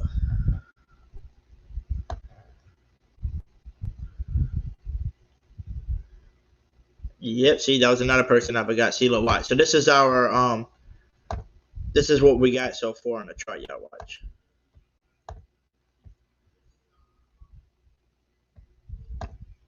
So right here. So the guy that we got, Jordan Jackson's all the way back here. He's got to go up against competition like David Adamadu, Side Tuttle, Abbott Huggins, who played really great last year, Contavious Street, Malcolm Roach, I totally forgot to say. So, and then if Jordan Jackson was to play outside on the D-line, he's got to fight Marcus Davenport for that job, Cameron Jordan, Peyton Turner, Capacino. He has to beat out Carl Granderson, and don't forget about Taco, who everybody's hyping up over here. So I'm saying he's got a lot of players, man, to beat out. But this is why I want to get Kawan back to move Zach Bourne back into that position back over here. And then our defense will look scary as hell. Cameron Jordan, Cy Tuttle, David Adamadu, Marcus Davenport, Pete Warner, DeMario, Kawan, not Zach Bourne. Hopefully Kawan will be back. Poston Adebo, Tyrann Mathieu, Marcus May, and Marshawn Lattimore. And then CD Deuce ain't second. He's going to be in the nickel because the defense they run. So CD Deuce will be out there at the nickel position. So I'm telling you, that position is scary. And then you still got Alante Taylor you drafted in the 2nd round. PJ Williams, Bradley Roby back here. Justin Evans, I forgot to mention too. Remember, Justin Evans used to play for the Tampa Bay, and he was a really good hard-hitting safety, really great. And this couldn't do anything because of it couldn't do nothing because of his injury. So just letting y'all know, man. But let's bring on my boy Prince JMG, man. How you doing? Yo. You doing good, man? Yes, sir. What's up? Nothing, man. Hello there. Sorry. I am good, channeling Obi-Wan. It's Star Wars Day, so I'm channeling Obi-Wan. Welcome. You got me getting out my bed, man. I've been in the bed all day, man. What's something, bro? You got me getting out the bed. Come talk some football with you. Well, duh. You gotta come talk some football, man. I'll be getting out of my bed when I lied. I'll be in my bed on my phone talking to you through your Twitch and stuff. So, bro, what's up with it? I be commenting, bro. I be waiting to see my thing on there, bro, forever. Because we're far down, because we talking and then we'll have a conversation, and then I'm trying to go east down, down by everybody's I'm trying to read everybody's comment. It's hard to try to get to everybody's. So I seen yours later on down the thing, so that's why I came up to you at the end. So, but what was your reaction, man, when you heard that Tyrann Mathieu has signed with the Saints? Man, I just kept seeing they kept saying like, oh, he's coming, and then so I was like, well, I just guess we got him, and then eventually it was like, they said, oh, it's official, so I was like, cool, but it wasn't. I don't know. I just knew we were gonna get him, at that point. Yeah, you already knew we were gonna get him, huh? Mm-hmm. I bet you're happy, huh? You can add him to your defense now on Madden. Oh yeah, I got him on there. I'm just waiting for them to add his chemistry on there, so where he can get the Saints, the boost for the Saints. I wonder what number he gonna be though. 32, huh? Probably. They were saying Taysom wear number 7 because his brother died or something. So they say he probably not gonna switch off of that. Yeah, that's what I don't think. Same thing. I don't think he's gonna give up his number 7. That's why he wears it. It's for his brother that passed away. So a lot of people are saying, Taysom Hill, you got to give up your jersey number for Matthews, but I think that's a little disrespectful because some people don't even know why he's wearing that number 7. Mm-hmm. So, but what was your start, man, of the whole draft? Was you excited about getting a dude like Chris Olave and I loved it. Love it. Since I follow you on Twitter, I'm like all in the. I see everything about the Saints now. Since I follow you on Twitter, and oh yeah, they were making some good points when they were talking about. Because you remember when we had Sean Payton, man, I feel like we would never get who we wanted. Yep. You know what I'm saying? We never got the big names. Yeah, but also drafted the people we wanted. You know what I'm saying? But this year we got it's 100% all season. Like we got I think we got everybody we wanted. Yep. And I think that's going to help us win a Super Bowl sooner because we even went for Deshaun too. I mean, we've never done that before. We never went for no big names ever. You know what I'm saying? So it's just I like it. I think that's going to help us, move up on the board, and I think that's going to help us move towards more of a Super Bowl because, I'm not saying we can't make it to the Super Bowl this year. I'm just saying, let's say the Saints fall short, right? And let's say Jameis has a nice, good season, right? We just fall short because of some reason. Just think of this. They'll be like, okay, well, we know Jameis is still good. He's solid. He did his thing. He balled out. We got everything. This is the only, piece we might need left is a tight end or, somebody else that underperformed. Maybe it was another running back we got to add to the backfield with Alvin Kamara. They will probably go after that next year in the draft, and make sure that's it or go on free agency, depending on what they need. I think with Dennis Allen there as your head coach, he's going to actually fill in the need instead of saying, oh, yeah, I'm comfortable with what I got. Because this thing, he's a really great defensive coach, right? And him and Chris Resort, you saw with Chris Resort, no matter who you give Chris Resort, he can coach that team up, right? He can coach some players up to be really good DBs and stuff. So I feel like we could have been good where we were. But he still says, I wanted to fill in that role and get Tyrann Mathieu in here. Why not? He's a great leader. He's definitely going to be an upgrade over Malcolm Jenkins. And he's going to bring that leadership to the team, right? And he's bringing that versatile, too. He can play free safety, strong safety, you name it. He can play anything you want. So I think the Saints are going to have a lot of teams guessing on offense because you don't know who they're going to bring to you and who they're going to drop back because all of them can do it. It's just we got to stay healthy, man. We got to stay healthy. Yep. If we can stay healthy, it's NFC Championship, man. If we can stay healthy. Yep. What's up, Troy? How you doing? We got Troy on here as well. Hey, Troy, if you're trying to say anything, you're on mute.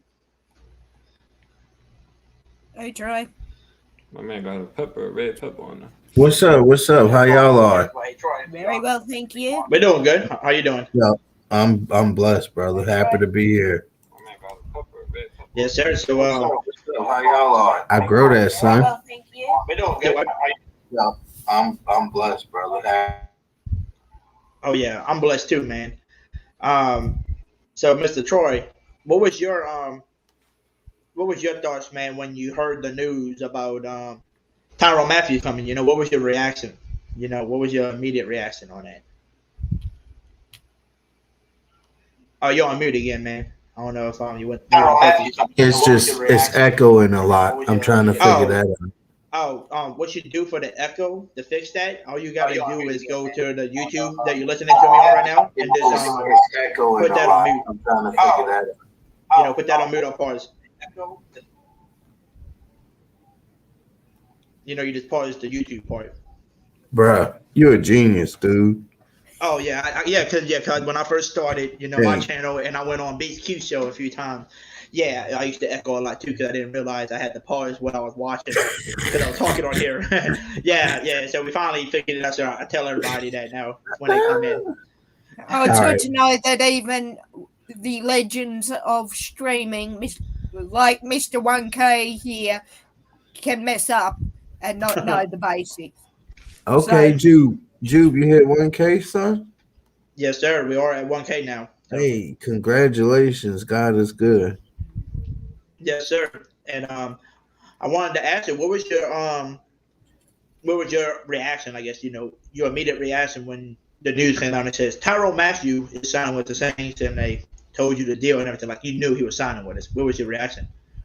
I mean, as a hardcore Houdat and LSU, student at one time, it was a dream. He's the most exciting Tiger we've seen in my lifetime, perhaps. Obviously, you'd have to throw Fournette and Burrow in there as well. But as far as Tigers go, he was top five. And to be able to get him home after he's matured, and become a real adult, responsible and whatnot, he could say no to those evils that plagued him in his earlier days and just come ball out, dude, and then retire and just stay right here in the boot and coach them Tigers up. Yep. He already said that he would like to coach for LSU, so let's just do it, man. Keep the dude in state. And that's a beautiful thing. He's a champion for the state and for the team and for the school, and that's what Louisiana loves. Miss Gail loves people who root for us. Yep. I love it. I love the signing, man. Like I said, he's his home, and he already told you there. He said if he ever had the opportunity to play at home, especially in front of your friends and family like that, he said it makes you just want to play even harder, So Right. I totally understand. That's why I told everybody. Like I know a lot of people saying we good at receiver, we don't need to Javaris Landry. And I said I totally understand y'all. But people don't understand that, dude. Javaris Landry's from here too. So guess what he's gonna do? He's gonna play hard like that too, because he's gonna have his friend and family out there, and they're gonna want to push towards a Super Bowl and win that for their hometown that they literally used to, and the team that they used to support when they were young, because they were literally from New Orleans. They wanted the Saints. Every kid that when they born, in their hometown, they dream to play for that team. Yes, sir. They dreamed to win a Super Bowl with that team, and Tyrone Mathieu's getting that dream come true right now. And it ain't like he's coming to the Saints to save the Saints either. Like he's coming into a great situation. This defense is already great, and now we added you to it to make it just even elite now. And you got a great offense coming back. Michael Thomas coming back healthy. You adding a Chris Olave into it. You could add a Javaris Landry into it. Like I'm telling you, this team's about to be scary. And people need to watch out, and people need to stop being so stupid on media saying, "Oh, I love the signing of this. I love this," and that. I just don't know, man. Jameis is that quarterback. Y'all need to shut the hell up. Jameis is a great quarterback, and if y'all think he's just so bad and he's not gonna, it's not good. And some people were like, remember before, I don't see them believing in him. I think they're really gonna get a quarterback. We went for no quarterback, and after the draft, what did they ask him? And what did Dennis Allen tell him? Yeah. I think our quarterback room is really great. I think we believe in all these people that are there. They don't need no other quarterback. Same with Seattle. We've got Drew Lock, Geno Smith. They may not be the best, but we're riding with them till we can get better in the next one or two drafts. Yep. So and I think that was we're good. I don't even think we need. I think we're good in Seattle too, because let's face it though, the draft class this year sucked. I think I would have been more hissed, pardon my language, with Seattle if they had have tried to take a QB this year. And I know a lot of 12s would have been fuming and ready to start riots at Renton. So, yeah, we need a QB, but I say, and I've said from day one, ride with Locke for a year or two, then look. Or start looking next year for the year after. You'll have all the cap space you need, and then you can go for it. Yep. And then my boy Swole44 said Michael Thomas is going to run more routes this year than slants. Look for his route tree to increase. I believe that too, because he doesn't have Drew Brees drawing him anymore. Like, he's got to do that. Athlete got a cannon of it on, so he can draw it to anybody. Any route. It can be a 10-yard, 50-yard, 60-yard. It don't matter. So I can see his route tree going up too, man. I really truly believe what you just said. And let's see. Porter said, I can't wait to see a 5 wide receiver set with Jameis Powell. That's all first. Oh, yeah, definitely. Bro, why do people have a problem with Michael Thomas running slants? I mean, everybody loves the fact that Tyreek Hill catches bombs. Why can't people love the fact that MT13 converts slants? You know why? The point of the game is to get first downs and drive the ball down the field. You know why? He does that. You know why they get mad at him? You want me to tell you the real reason why? I'm listening. The real reason why they hate it and they don't like it is because they know that they can put 5 people on Michael Thomas. He's still gonna catch the damn thing. There's no way of stopping him because he's too aggressive and he's too good on the routes. And his first 5 yards, he's so good with it. So that's why people hate it. It's like they hate it because they like, I know what he's running and I can't stop it. That's why they hate it. They're like, wish he could do more than the slant boy. Why does he have to stop being the slant boy? He can't stop him. So why would he stop him? Bro, you know what? please. What's the saying is? What's the saying they say, y'all? If it's not broken, if it ain't broke, don't fix. If it ain't broke, don't fix it. Yeah. The only reason he had to do that is because they built the offense around Drew because his arm was declining. That's the only reason he had to do that. Yeah. But I'm saying he can do it with Jameis if he wants to be honest with you. He can still do it if he wants to. Because Jameis got that arm too. So I can't wait to see what he do with Jameis, son. Sure. I don't know about Jarvis though, man. Because look, if we get Jarvis, man, we gonna have to. What about Deontay Harris or what about Callaway? Like, I would rather have one of them young guys, man. I don't know. I wanted to make that point too.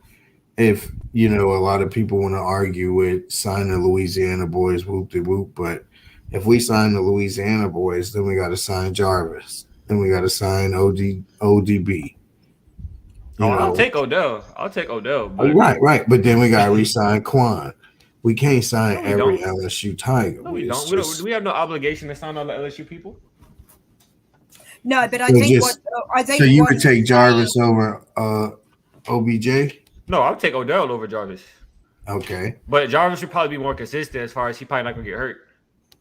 Do you think OBJ and Michael Thomas's personalities might clash, especially with a new flashy rookie in the building? It's not gonna work with I think I'm very confident in Jameis. But if we knew, I feel like if Jameis could control all that, like if Drew Brees was here, he'd be able to control all that. I don't think Jameis is ready for all that yet. So it could work, it might not work. You know what I'm saying? So I get what you're saying, but I would rather stay away from it. Yeah, I think to be honest, I'm not gonna lie to you. I'm not gonna lie to y'all. I really do believe that Jameis is finally with a perfect team. A team that can coach him up even better than what he was before he went to another team. And I think that you finally in the same system for your 3rd year in a row now, like the first 2 years, the first year he didn't do nothing besides, sat back, watch, learn, and play maybe, 1 or 2 games here and there for a little bit of quarters or stuff like that.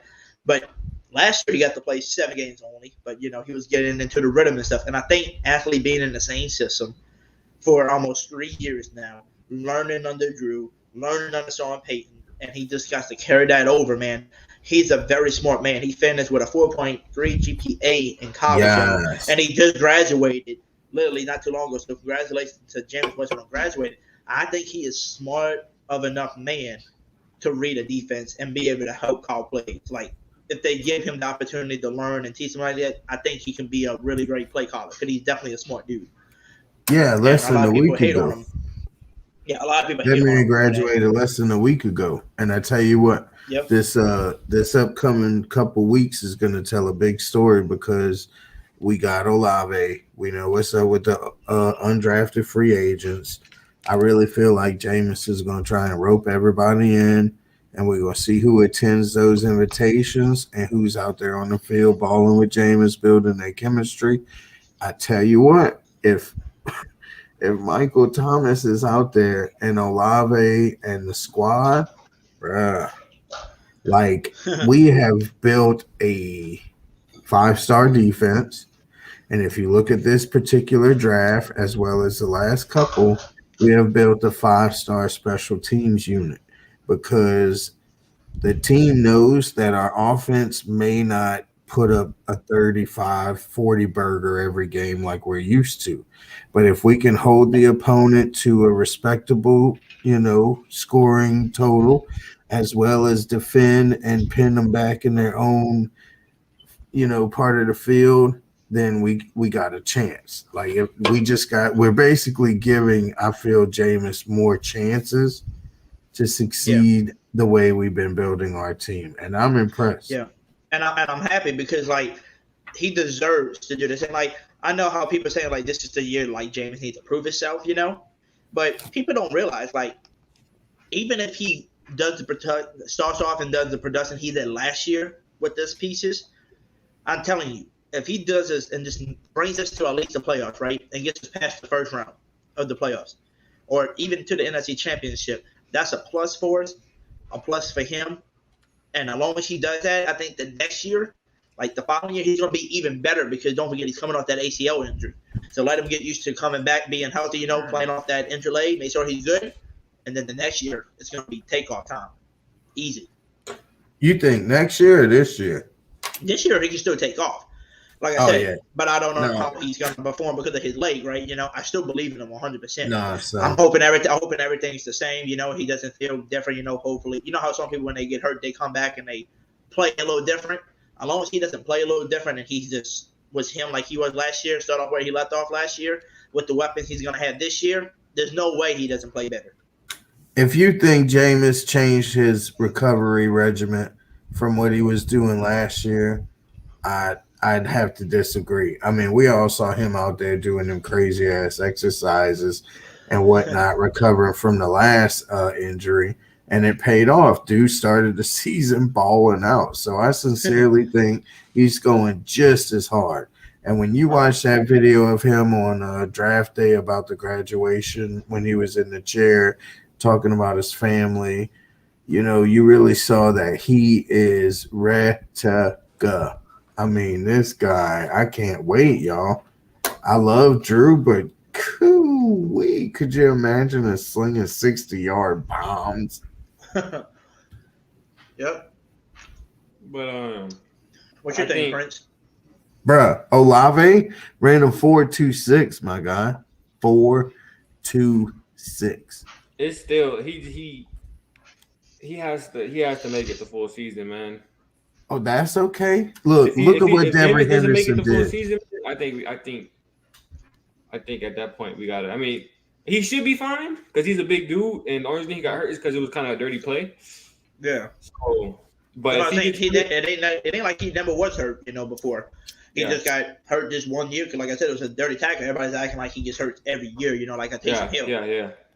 But we don't get mad at him for getting hurt every year. It ain't like we got pissed off really bad at Davenport every year for getting hurt every year because he produces. Oh, I do, because I would rather have him. No, I know that. No, I know you're saying you're mad about what I'm saying, but when he gets on the field, he makes that impact. People kind of forget that he's off. That he's off the field. To that, bro. Like some people forget that he's even off the field. Now, that's the same thing with James. When he's on the field, he's going to produce for you, and if he's not off the field, he's so like. So let me explain it. Last year, in those 7 games, and then he did really good, right? When he got off the field, he was hurt. You saw the production of the team, how it went down, because he was not on the field. Like Callaway was not playing the same because he didn't have the chemistry with the other quarterbacks that he did with Jameis, Mm-hmm. That's why people don't produce because they don't have that chemistry. And I think Jameis Winston, because he's almost done being 100% healthy, he's going to be working out with Michael Thomas and all his receivers, Chris Olave. They're going to be working a lot this offseason. I'm telling you, we're going to see some videos soon. Yeah, we're going to see some videos soon with them working out. They already started. Well, I know Michael Thomas and Olave there. I just didn't see Jameis there. So. Oh yeah. So. But it is very much. It is very much a proven season. Yeah, everybody said. Everybody said they think, but everybody thinks Jameis once is in the driver's seat. You know, and I totally understand what they're talking about. You know, like, hey, this is you. You should prove it. You got more. And I tell people this. I totally understand. And I said, but nobody will be saying Jameis Winston, this is your driver's seat, if he would have never got hurt, because he would have had a fantastic season last year. Because the second half of the schedule that he didn't get to play was easier. It was easier. People, he basically beat all the playoff teams that we had to play. He beat those people that made the playoffs, and then he went out, and we started losing some. We won some here and there. We finished 9-8. He would have brought us to the playoffs and probably further into the playoffs with the way we was just playing, especially the defense and just having Jameis on the field. The team was totally different. And I'm telling you, right then and there, they would have been like, "Yo, get this man some weapons and we straight." But now they're saying he's in the driver's seat right now because he didn't get to play a full season last year. But people forgetting but people don't look at it and forget how he performed last year with a banged up O-line and just Callaway and Deontay. And if you look at Callaway and Deontay, they are basically considered a number 3 or number 4 at the best. That's what they consider, basically. So you're telling me he didn't have a number 1 or a number 2 receiver, and he still put up them numbers. Like, what do you think he's going to do this year with Michael Thomas with a number 1 and a number 2, Chris Olave? I don't think there's a situation where he doesn't produce how we want him to produce. Mm-hmm. I feel like, I feel like he's gonna produce. I feel like there's no way he doesn't. You know what I'm saying? Like, I'm not scared of him throwing picks or none of that. I don't think there's a situation where he doesn't produce. It's just how he comes back up the ACL. Yeah, that's what I told him about. It's just the injury that everybody's worried about now. Mm-hmm. So I'm like, I said, look at this. Just use this as an example. Look at Joe Burrow. ACL injury, came back, brought a team to the Super Bowl.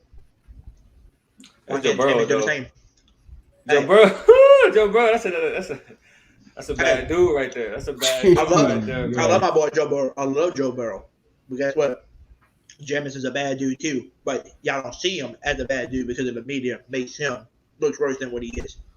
Hey, anytime it's a black quarterback, they're not gonna.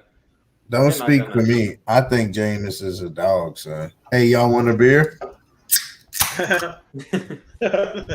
Well, I would love a beer, man, but I'm on the show right now. If I'm drinking on the show, I might get I might lose. You set it up when you make money. We can't have Hoodie streaming under the influence of alcohol, fellas. It won't end prettily, I'm sure.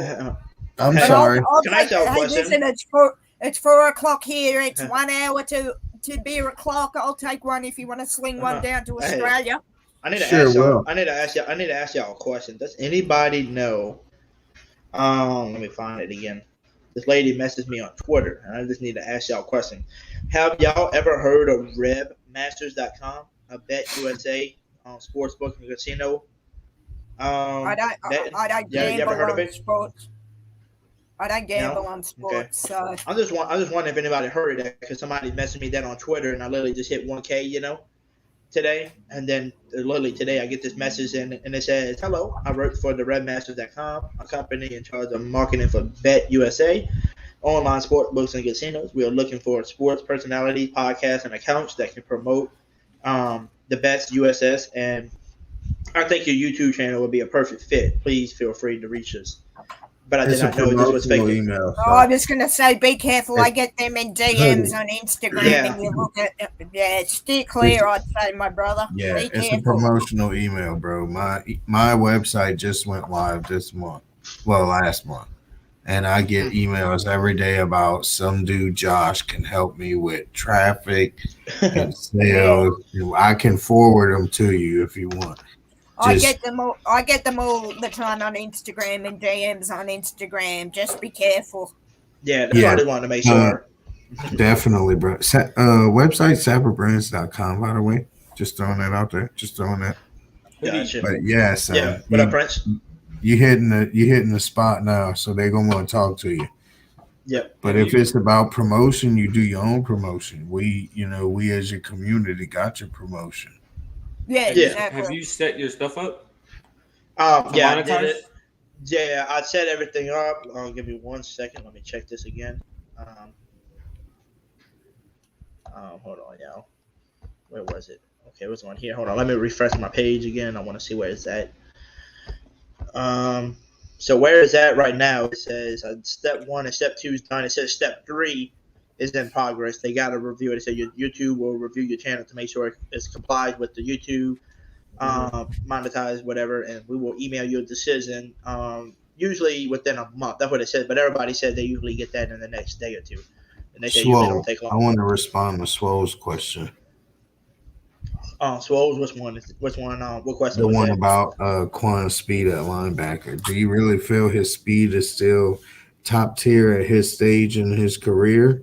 And also, do you not feel like Pete Warner is faster than him and a better fit overall? Oh, my bad. We're further down. Hold on. I gotta find this. Hold on. I gotta go through a little bit because I'm trying to find out who's all in here. Let's see. Hold on. Swole said the Honey Badger is my purple night brother. Nothing but love for him. Gotcha. Fred White, who that to you, man? He said Trotman's got to see the field. Son is gone maybe now. Okay, gotcha. Who that? I think Trotman's gonna be something special. People are just hating on him too much, man. I think he's gonna be something better later on. Linda King said Hidden Gene will be smoked Monday. Maybe. He's got some dog mentality in him too, and I think he with him not getting dressed, he's gonna play even harder. Clutch says take care of Tyrann. Hey, we will, Clutch. And who that to you, man? I see you look like you're a Chiefs fan, so go Chiefs to y'all, man. Clutch, if you're still in here, my man, what is your thoughts on your team, the Chiefs, letting go of Tyrann and not want to pay him and bringing in a dude like Justin Reed? And also, what was your thoughts on them trading Tyreek Hill to the Dolphins, man? You think that was the right move, or you think they should have paid him? You know, what was your thoughts, Clutch, man? If you're in here still, man. Mr. Tevin said, sign Kawan and Javaris, and that's a wrap. Yes, that's what I want. Sign Kawan and Jarvis Landry, man. That would be a wrap for me. I would love it. I know everybody else would love it as well. Most of us would. Marco said, the longest we stay healthy, I'm saying Super Bowl period. Yeah, as long as we stay healthy and we don't get hurt, man, we can definitely make a Super Bowl run. I'm not gonna lie, but I'm gonna try to get everything caught up in here real quick, y'all. So I'm kind of speeding through. Thomas, Olave, Juice, which is Jarvis, and Callaway, fire. Yes, sir. Swole 4-4 said in the playoffs against Tampa, their defense set on their slant route and held Mike in check. Teams will copy that, but I know that mostly due to Breeze on being shot. Yeah, they only can do that. They can't do it now with Jameis at quarterback. Not anymore. Excuse me, y'all. Tevin, he said, we won in the division, though. Yes, sir. I think we're going to win that division over them, man, easily. Swole 504.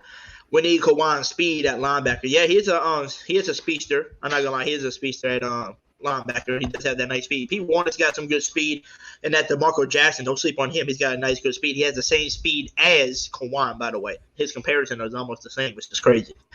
Porter with Jameis, Mike T will be great. Drew didn't have the arm to get Mike the ball. Jameis will air them out. Watch who that family. We that family. Yes, sir. Swole 4-4. Tell me your opinion on Pete Warner. I love his play, except his foot speed. Hey, I love Pete Warner. And if you was in my channel, Swole 4-4, if you would have been here since day one when I first started my channel, I made a comparison, an NFL comparison when he came into the league. And a lot of people looked at me and was like, you sure? I think you're crazy. You're smoking something. Now, after the season happened, they were like, never mind, Hoodie Drew, you was not smoking nothing. My comparison, because of his height, his weight, his play style, his smartness on the field, everything was the same, y'all. Everything was literally identical. He can stuff the run. He was smart on the field. He can play cover. He can cover and pass if you need him to. He can play sideline to sideline. And who did that dude reminded me of? He reminded me of a Luke Kuechly who retired young. And guess what? Everybody thinks he looks like a Luke Kuechly now after the way they seen he performed this year. And guess what? He can get even better. Like you said, except his foot speed. He can get even better. He can work on that footwork and get even quicker. He can do it. I believe in him. So, yes, I do believe in Pete Warner, Swole. That dude, I think he's like the next Luke Kuechly type of guy in the league. So we got something special in our in the locker room. And DeMarco Jackson, that man looks scary. He used to play safety, moved to linebacker, bulked up, got big, quick, can cover the pass, can run the sideline to sideline too, really good at stuffing the run. He's like another Pete Warner, basically, and another Kawan. Like, they all kind of similar. And then you got DeMario Davis that you can't even forget about, man. You can't even forget about DeMario Davis, man. Nola, baby. Kevin, man. Who that to you, my man? Who that? And then we got Clarence Jackson. He said we need Landry and Kawhi. Yes, I would love to have Landry and Kawhi, my man. Landry and Kawhi would be my two players that I would love to say, let's sign, that's it, So, and I see you, hot boy Nola. I'm bringing you on right now, my brother. What's up? Hot boy, Ronald. Man? What happened to the other people that was in the chat? They just left earlier, because one of them had work. Mr. Jerry got off because he was tired. Got a creation just randomly disappeared, and that was all of us, I believe, earlier. And then, so that's what happened. But let me read this last chat, and then we'll be caught up. Everybody's still commenting. But Damian Perkins says, Pete Carmichael will spread the ball. I worry if Michael Thomas don't get his targets, he'll be a problem. Oh, no. Michael Thomas ain't going to be no problem. I think he's going to be just fine, man, especially with Jameis, man. Like, Jameis is going to feed him the ball, trust me. And then with Chris Olave and Callaway, man, and plus, if you get Jarvis Landry in there, my God, that's deep. I'm telling you, this offense is going to be too scary. Like, I wouldn't even want to play against my Saints because of how good they look. Ain't Chris Olave faster than Jamar Chase? I don't know how much quicker he is. I know his speed was a 4.26. His 40-yard dash was a 4.26. I feel like that's pretty accurate, son. 4.26 is blazing. Yeah, that's fat. I mean, let me look that up. That's real like quick, a y'all. 96 on Madden. Let me look this up for y'all. Let's see. Let me look this up for y'all real quick. I cannot wait to look It's like a 96 on Madden, son. I'm running that go route with that dude every play. So if he gonna have an arm, he gonna be able to move a little bit. Let's see. Here you go. Hey, y'all. Okay, so listen to this. So Chris Olave's speed was a 4.26, right? And then they bumped it up to a 4.3 after they verified everything. Said, probably a 4.3. Still good. But his original time was a 4.26, right? Jamar Chase 40-yard time was a 4.38. So yes, he is quicker than Jamar Chase. Bruh, and you know what? I hate 40 times because please tell me if someone was chasing you how fast you would run. Way faster than I would. Exactly. That's why I don't get the 40 sprint. You are not in a game of football. Just and especially right now. I sprinted 40 yards, and I've got to stop now. So Hoodie. Yeah. So if he run a 4.26, then how fast Jameson Williams is? If he the fastest one in the draft. Let me look him up because remember, he didn't ran it, but I mean I can look it up to see what he actually ran. But 4.1 or something. Because they might have had something like that, they might have had that in college. So they saying, let's see, Jameson Williams. They saying his. I mean, this is a lie. I think they saying it was a 4.39. No, he faster than that. That's what I'm saying. He didn't do his official one this time because of his injury, so we don't technically know what it would have been if he would have been at the combine doing it. Like, if you look up Chris Olave's, it says 4.39, but it was a 4.26 originally. So some of this is not accurate either. Check this out. When it comes to Jameis Williams or whatever, he was at Ohio State, son. He transferred to Alabama. Yeah. If he could not beat out Chris Olave and Garrett Wilson, why would he get, you know what I'm saying? Like, we could have picked him. We didn't. We picked Olave. And I understand he's a special talent, no doubt. But dude left, you know what I'm saying? Picture how Joe Burrow left Ohio. Like, that's the same thing. Dude he wasn't getting playing time. He left. He couldn't even beat the dude we got. Why are we worried? He could have ran a 4 bluff. You are making a point for sure. Yeah, but I think like once you get playing time, compared to them, what a coach thinks of you. I mean, just look what Joe Burrow did to be a starting quarterback, right? They gave him the keys to the jungle and let him try to take over. And what happened? He took over because you gave that man a chance. Some people just like Ohio State, they could have been like Jameson Williams. I think just Chris Olave and Garrett Wilson is just better than you, my dude. So he left and said, okay, I'm going to prove you wrong. He went and played in the SEC, one of the toughest divisions where you got really great DBs in this from Alabama and LSU, and all that. So you got all these different good DBs. And he took the top off of people and was just killing people. Like, he's just that damn good. He just got hurt. So that's why he fell down the chart, I think, a little bit. And that's why the Saints passed him. I think if he would have been available day one, they might have went after him, to be honest. Or he would have been off the board. Chris Olave got the best route run. He the best route runner out of all. Chris Olave, they saying it's the best route runner, like, you know, for every different thing you can ask him to run. Like, he can run them all, compared to some of them who might have, like, trouble doing stuff. And they said the best thing about Chris Olave, and a lot of people said, I think they were saying they think Chris Olave should have been the first guy off the board before the other two did. They said the reason why is because he does the best against press. Like, when people press him, he can get off the press easier. I don't know why people consider him a wide receiver 2. He really a wide receiver 1. Yeah.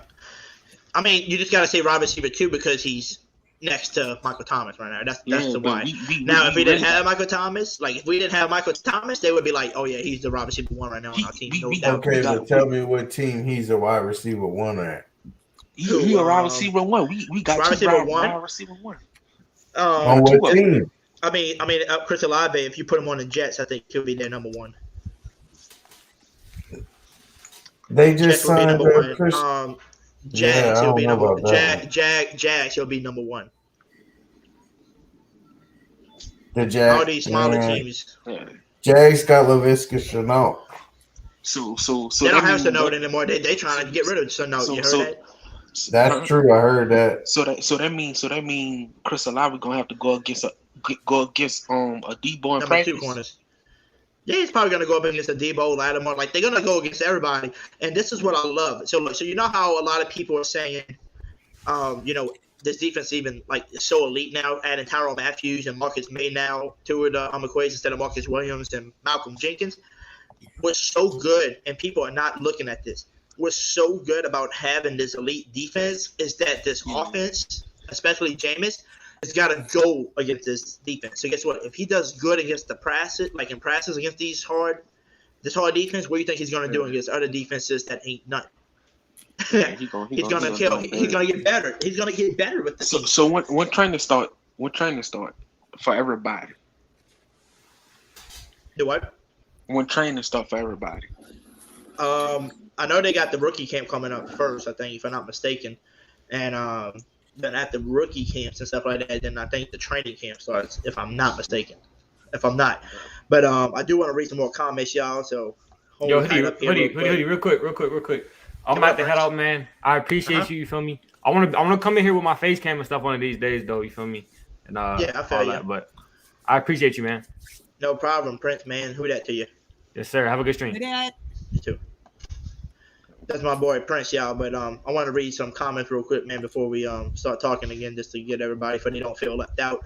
Nola Baby Kevin says, love to see what's up with Jameis, though. Talk about setting the table. Jameis, put that napkins in your laps and feast. Definitely. Definitely. And Porter said, yep, nope, he's definitely going to be great. Randy said Luke Kuechly and Pete Warner are actually the same size and speed, and I would even add that Pete Warner is maybe a few pounds heavier. He could be. I like him a lot. Swole44 asked us, he said, do you see any growth in Zach Barn? He's been so much. The only growth that I can see Zach Barn growing is to be an edge rusher. That is his main, his main thing. If you watch him when he played for Wisconsin, he was a good rusher. He was not a good linebacker that can read the defense and cover. He was not that type of guy. He was always a good edge rusher type of guy. That's what they need to put him in. They don't need to put him in something stupid. They need to let him just be an edge rusher. Don't let him be on at linebacker trying to play. Don't let him do that shit. Porter, if they get Landry, it's over. Don't let him do that shit. Yeah, don't let him do that. Nothing. You know what I'm saying? Porter said if they get Landry, it's over, baby. Who that family? Too many weapons for Jameis. Man, you really think they get Landry, man? I think there's still a shot because there's still rumors going out there right now. They saying Javaris Landry's still a receiver out there, and he literally said it out there.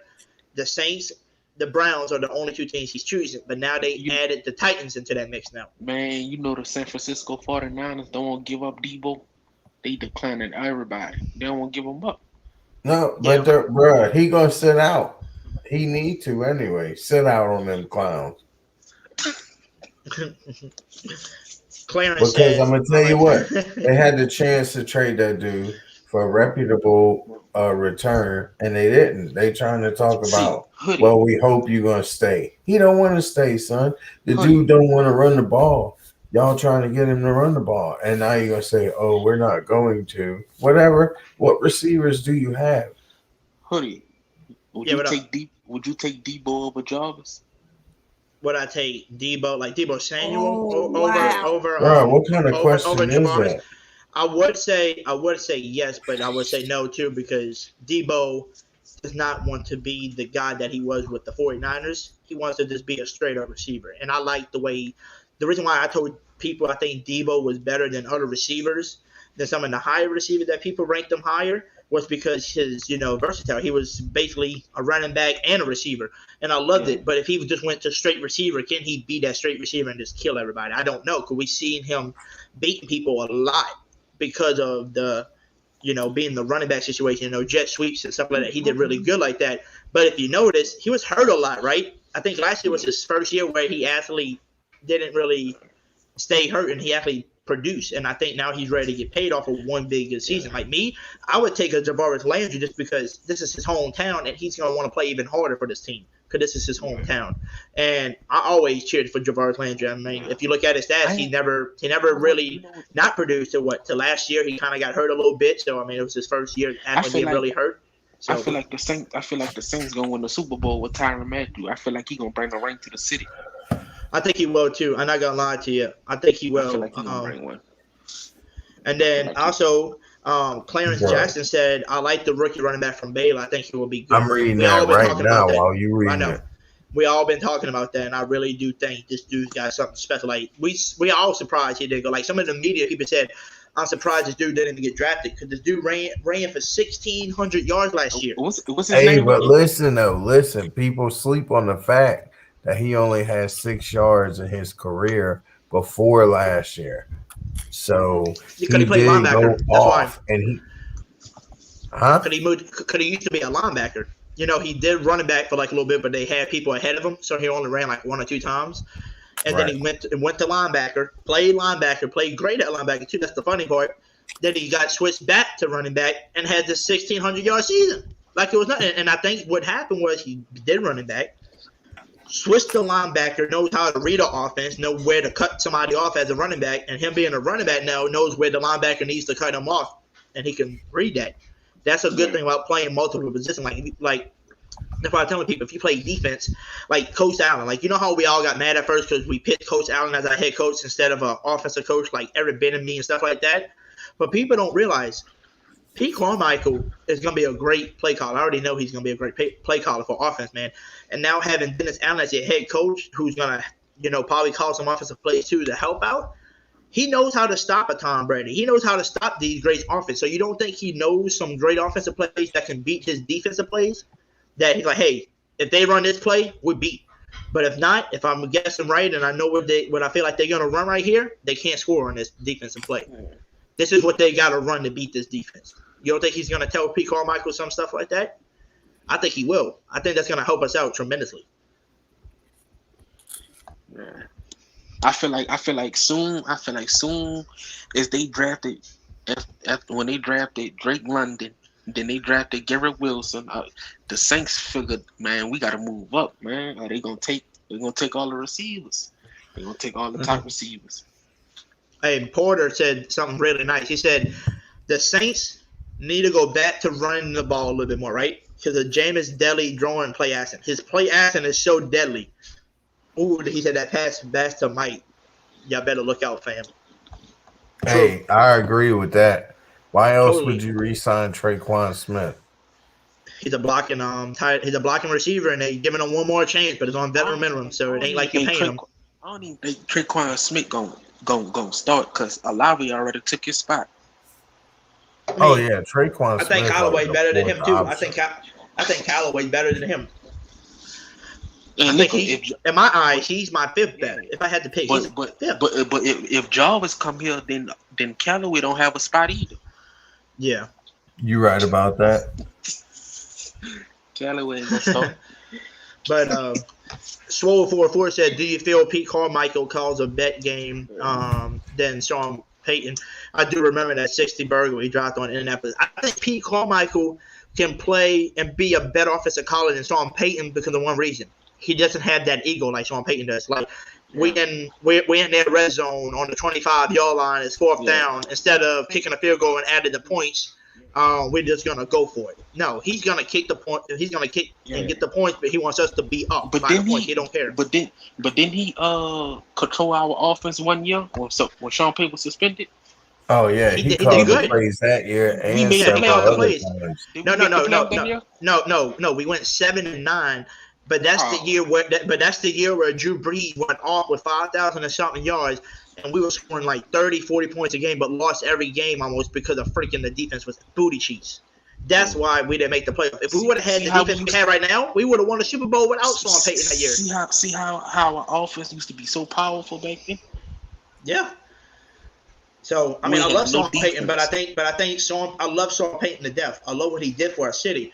And a lot of people are mad because he left, but I'm kind of glad he left because this is kind of the chance to see if this offense can open back up again with a Pete Carmichael. Because the last 2 or 3 times that he called it for the whole season, we had 5,000-yard seasons for Drew Brees with the passing yards, and we had a good offense, like a top 5 offense, because Pete Carmichael is smart. He doesn't have that ego where the ego like Sean Payton where. Oh yeah, I believe in this guy. I think I can develop this guy into the next Steve Young. No, I don't believe in Taysom Hill. That's what he says. I don't believe in him. He's going back to his role playing tight end where he belongs.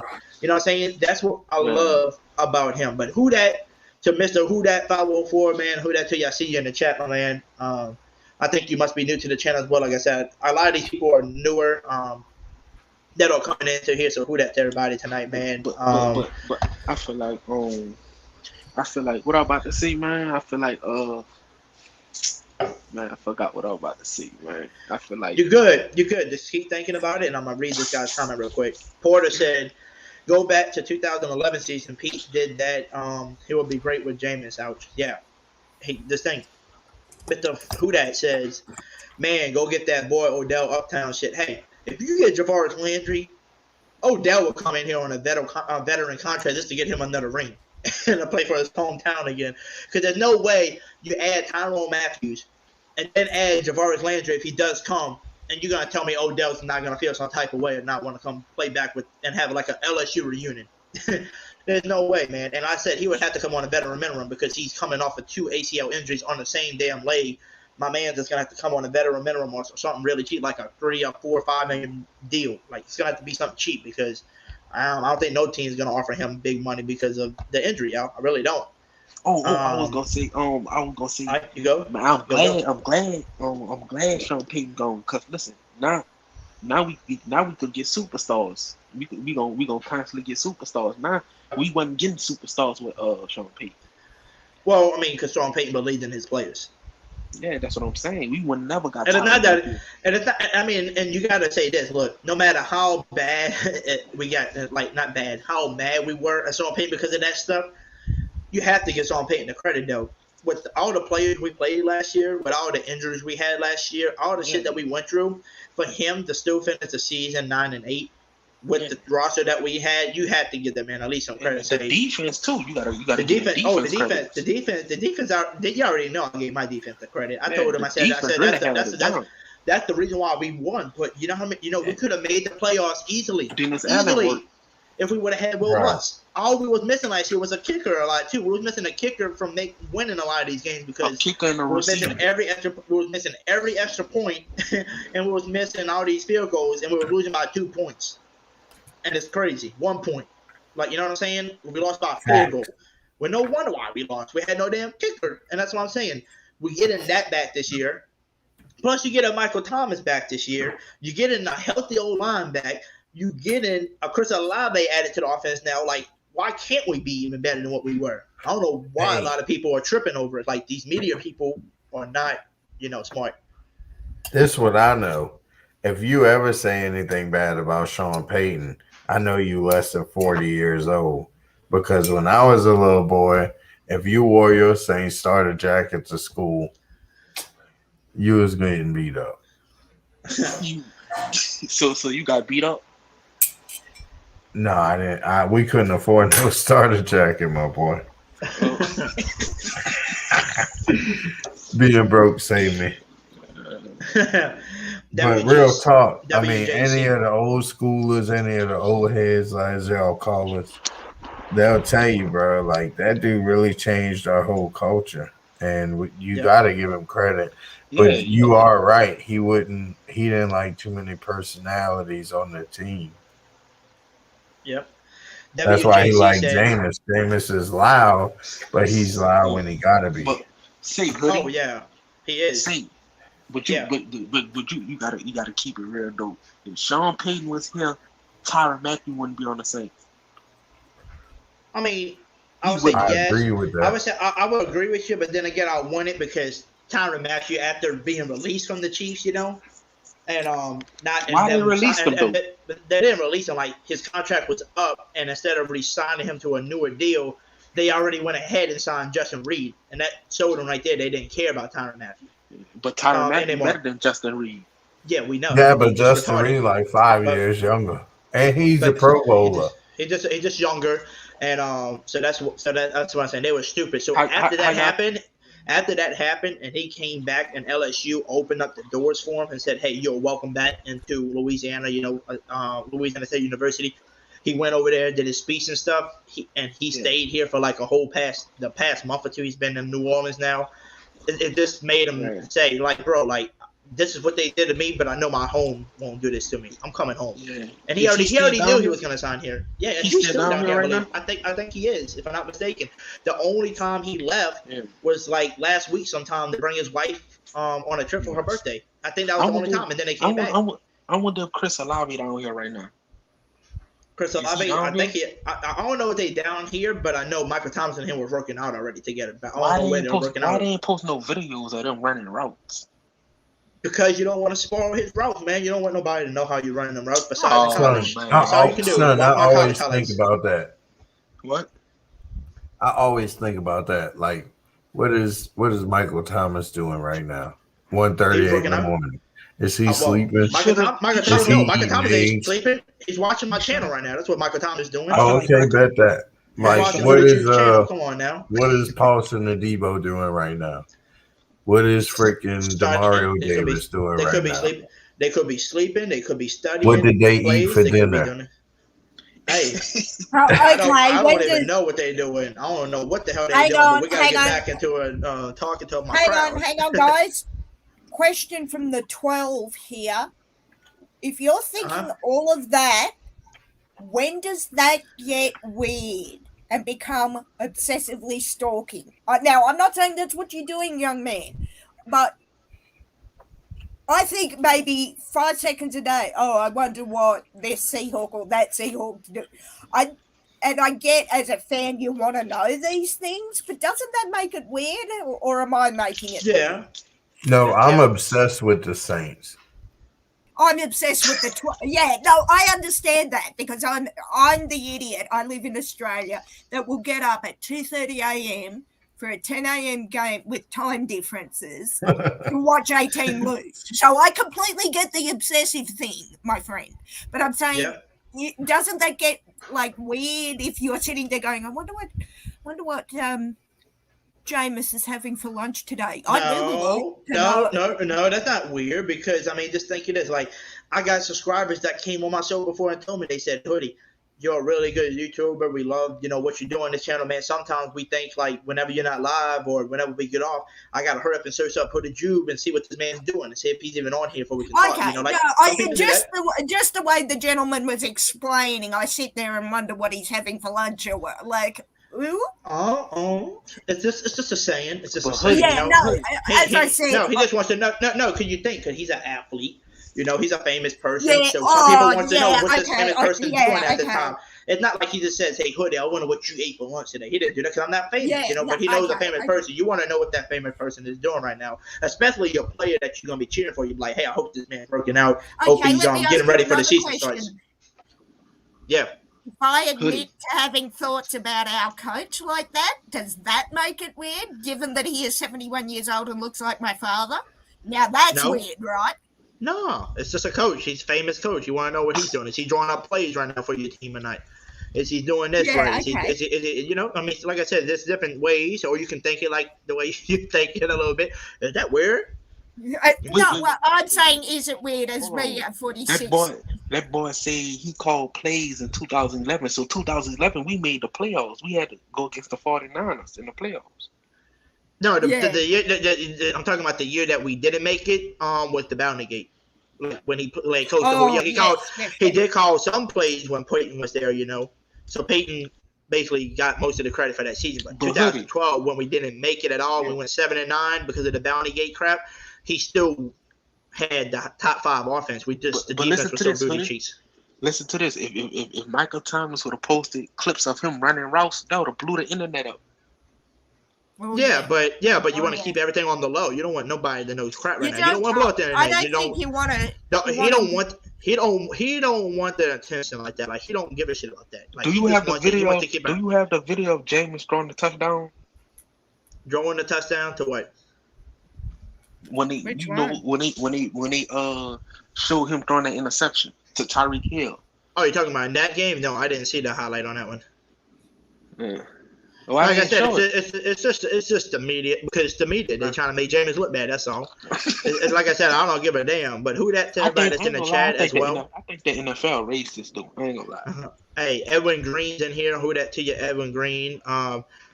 Nola Baby said, does Odell even have a home right now? Not right now. He has not signed nowhere. Right now, he has not. Buck Crazy in here said, going to be a good battle this year for the division. Shout out to your Hoodie. Go Bucks. Hey, I'm glad we got a Buck fan here, man. You know what I'm saying? Everybody, be polite, be nice to this Bucks fan. He hasn't did nothing to troll with us, so who that and go Bucks to you.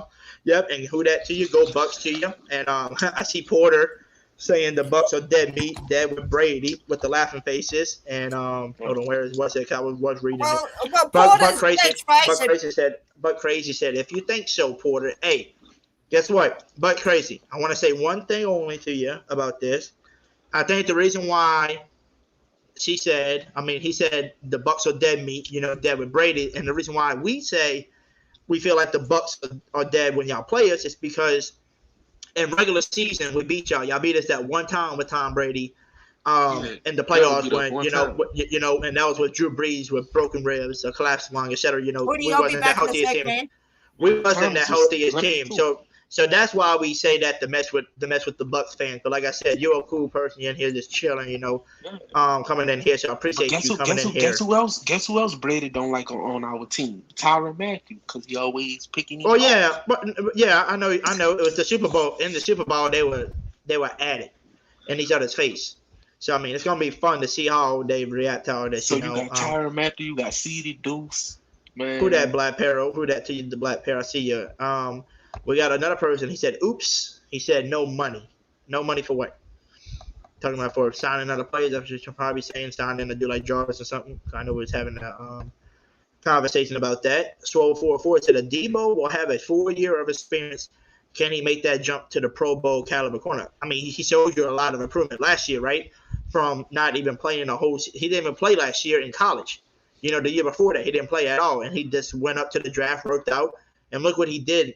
Since day one, he was locking down Devontae Adams for a first-year player, especially a rookie. Just think of that. I think he's going to be out. I think he's going to be better this year than what he was last year, just because Chris Resort is there coaching him up again. Chris Resort is a great DB coach, and I'm hoping we sign this man to a lifetime contract because he deserves to be a defensive coordinator, a DB coach, whatever y'all want to sign him as. We need him. So we need to. Buck Crazy said, as are we with our defense. Hey, y'all defense is good too. I think y'all secondary needs some help. It's not your safeties. Your safety's fine. I think it's y'all corners that y'all need help with. Y'all need like an elite, corner. I think that's the only thing y'all missing over there because y'all linebacking core is pretty straight. You have Devin White. What's the other guy named? Devontae David. Is that his name? David? Yeah, David White. There was somebody else I had too that was good, but I like y'all D-line though. Ndamukong Suh. I like the no tackle via. So y'all got a nice D-line. Your safety Winfield is a good too. Like I said, it's just your DB room that kind of scared. That kind of like I feel like is weak. The corners just need to get better. If y'all would have added a dude in the draft like Sauce Gardner or Stingley or something, I would have been like, damn, that's an upgrade. That's scary. They wasn't getting Sauce Gardner. He was gone. Oh, no, I know that. No, I'm saying that I'm just using that as an example. Like, if they would have added somebody like that in the draft, somebody that special of a great defender like a Gardner or Derek Stingley to that, DB room, that would have been even scarier. Then I would have been like, oh, yeah, the defense is legit now, too. The Black Parrot said, congrats on the subscribers 30. I appreciate it, man. I appreciate it. I appreciate everybody. Porter said Bucks got a defense they stole from us, but we got that number Brady having nightmares. Yeah, we always give Brady nightmares, man. You know how we are in here. Come on, Bucks crazy. You know how we do. We get in Brady's head for some reason. I don't know how. But, hey, we get in his defense. I think it's CD Deuce is getting in his head too much, talking that much crap. I just really need to know. I'm hoping after CD Deuce's career, I hope they do a full movie on all his trash talking mic'd up. That'd be so funny.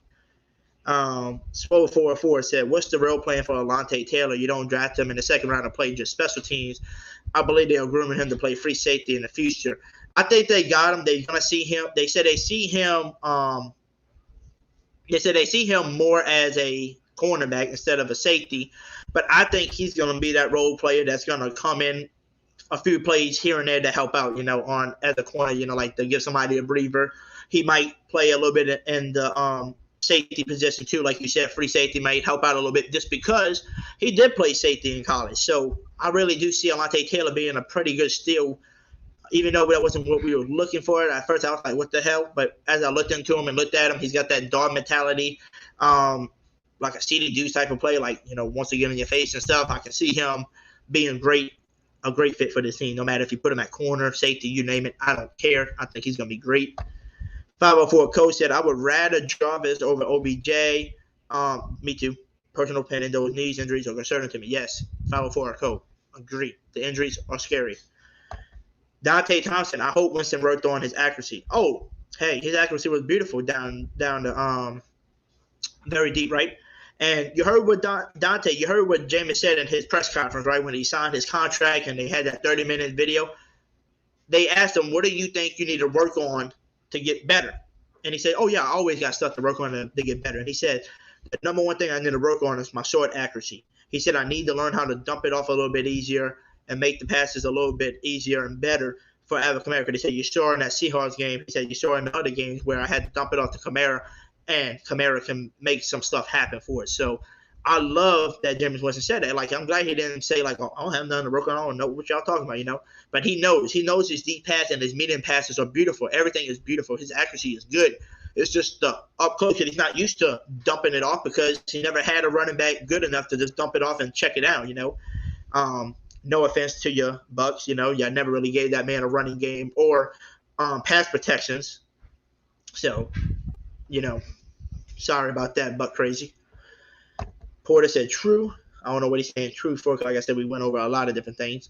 Buck crazy said, come on, Hoodie. Our secondary was depleted all year. Hey, I'm talking about like this year right now. If you look at your depth, your corners just need help. I think it's your corner. Your safeties, it's fine. Y'all had Richard Sherman last year, and Richard Sherman just is getting too old to play corner, bro. He's not the same Richard Sherman, Like, y'all cornerback just needs a little bit of help, man. I think y'all do. And I think one of your corners or safety left, right? Wasn't it Carlton Davis or somebody like that left, y'all?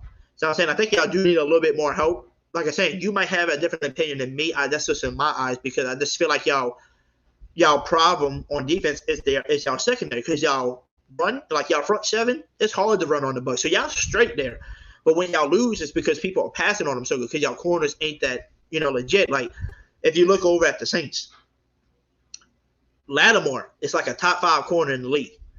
You add Paulson Adebo that we added last year. That man played really great. He made a few mistakes, which rookies do make mistakes, but he played really great last year. So he's going to have a second year is going to be really great for us, man. Then you know how CD Deuce is with his trash talking, his ability to cover and stuff. CD Deuce is just that dude. And now we adding a dude like Marcus May, who was a first-round pick before. Really great safety. Coming over from the Jets, man, he's just coming off an injury. You add him to and then, like I said, now you added Tyrone Mathieu to that defense, my man. Like, the defense is just scary, the DB room. Like I said, y'all DB room, I love your boy Winfield when he did the peace sign to Tyreek Hill, man. He is a great player over there, too. Like I said, y'all got a few secondary players. It's just the DB, the corner. The corners, I think, is the only things y'all should upgrade. You know, y'all linebackers are good, your D line's good, your safeties are good. It's just the corners that scare me if I was a Bucs fan. That's the only thing. And it ain't like I'm trash talking y'all. You know, trash talking down on your team. I'm just saying that's just in my opinion. I think that's the only position y'all really need to work on, you know. Dante Thompson said, I feel like Dennis Allen in the offense kind of is neglecting the offense kind of. Okay, I feel you. He might be. He might be, man. He might be Dante. He might be doing that, man. Tyree says, when we're going to make it official, the Saints have posted – I haven't posted Tyrone Matthews.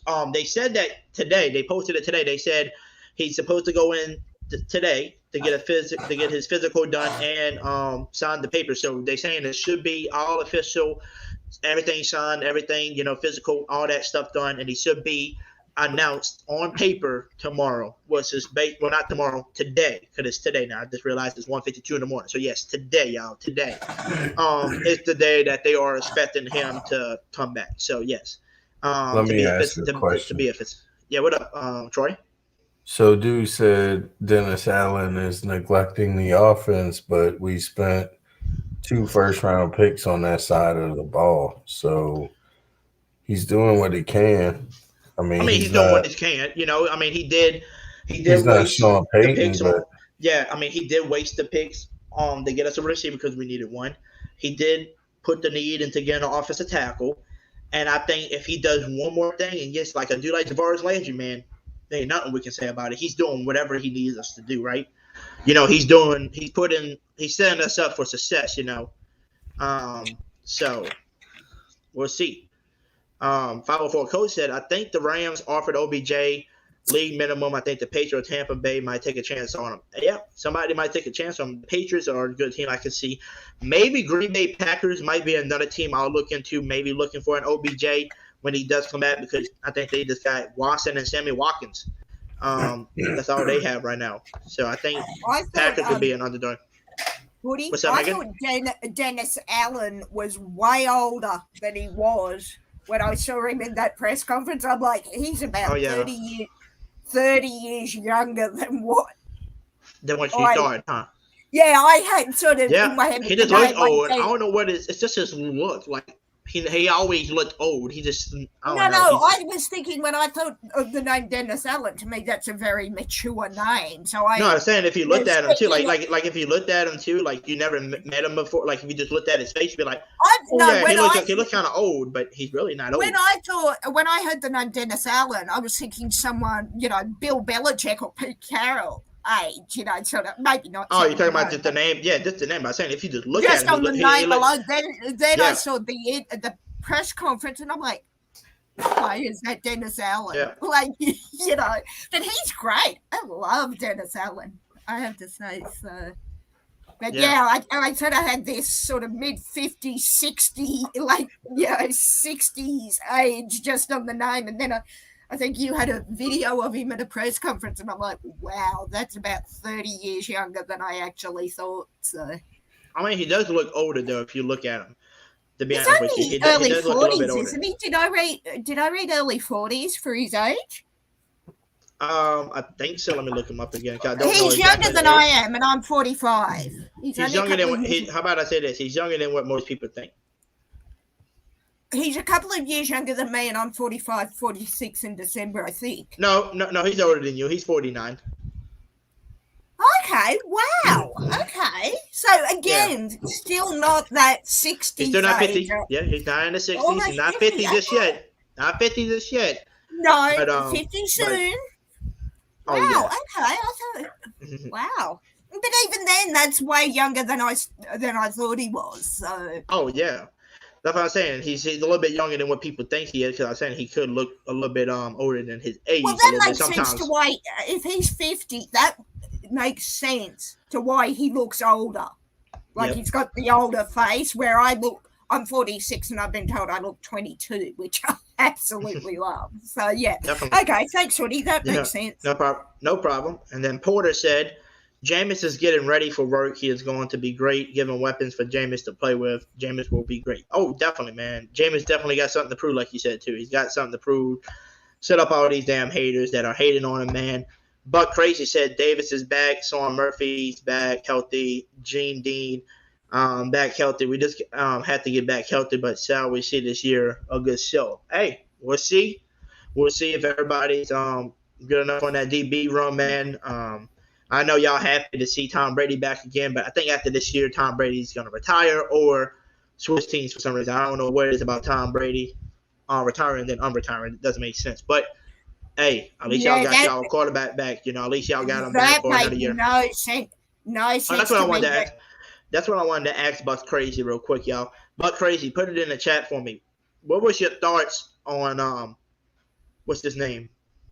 Hold on, y'all. Bruce Arians. What was your thoughts on Bruce Arians moving, down from coaching to go be basically, part of the management, like the GMs and stuff and help them out instead of being your coach? Like, what do you think? How you think Todd Bowles is going to do as your new head coach, man?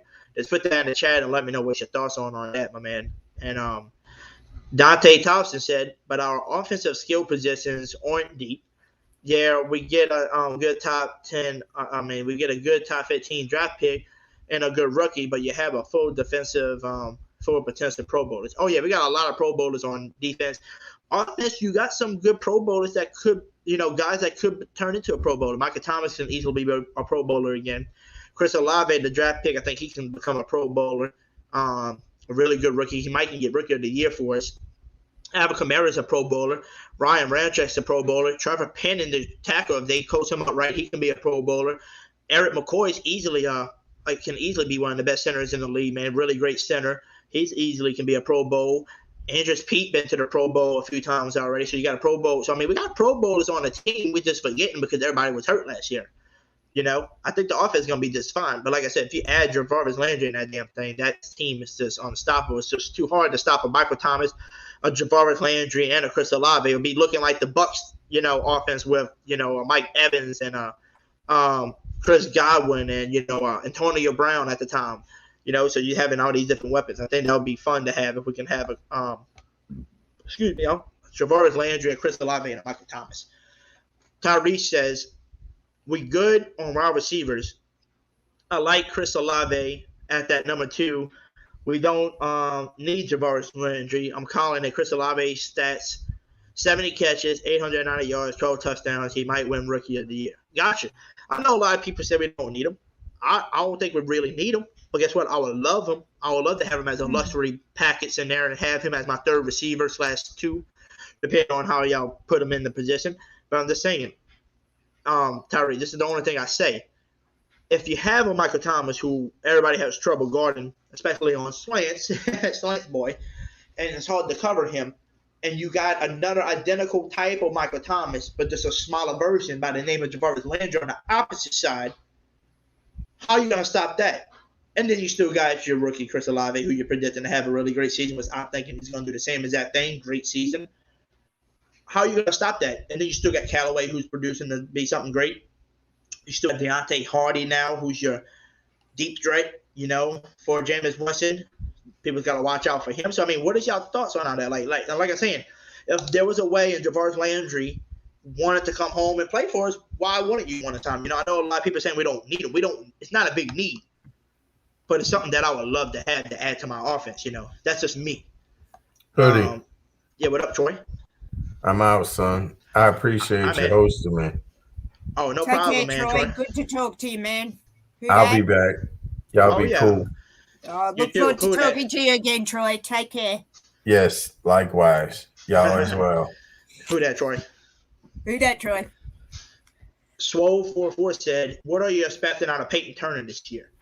I expect him to have a bigger season than what he had last year. I feel like he's going to hopefully I'm hoping that this man doesn't get hurt and plays at least 10 games, at least 10 to 12 games at least. I'm hoping the 10 or 12 because last year he played like 2 or 3 games and he was out for the rest of the season because of his damn injury, Because, we just got to see, man. I think everyone's wanting. I'm expecting him to have I'm expecting him to have a good season. I think he said I say he might get at least 6 to 10 sacks. 6 to 10, I think, because people are not gonna be watching out for him, and he's gonna have a bigger season than most people starts as long as he stays healthy. I would say 6 to 10 sacks would be my prediction for a dude like Peyton Turner, because he's basically your rotational player that you're gonna be rotating with, Cameron Jordan and Davenport. And I think Capasano is going to be that other guy that you're going to add in as a rotational player as well. But what you was going to say, Miss Megan? I was just going to say, let's face it, every team hopes they don't get smashed with injuries this year. God knows Seattle is hoping, because we've got too many newbies who, when you look at the fact that basically Tyler Lockett and DK Metcalf, Will Disley, Uncle Will, maybe.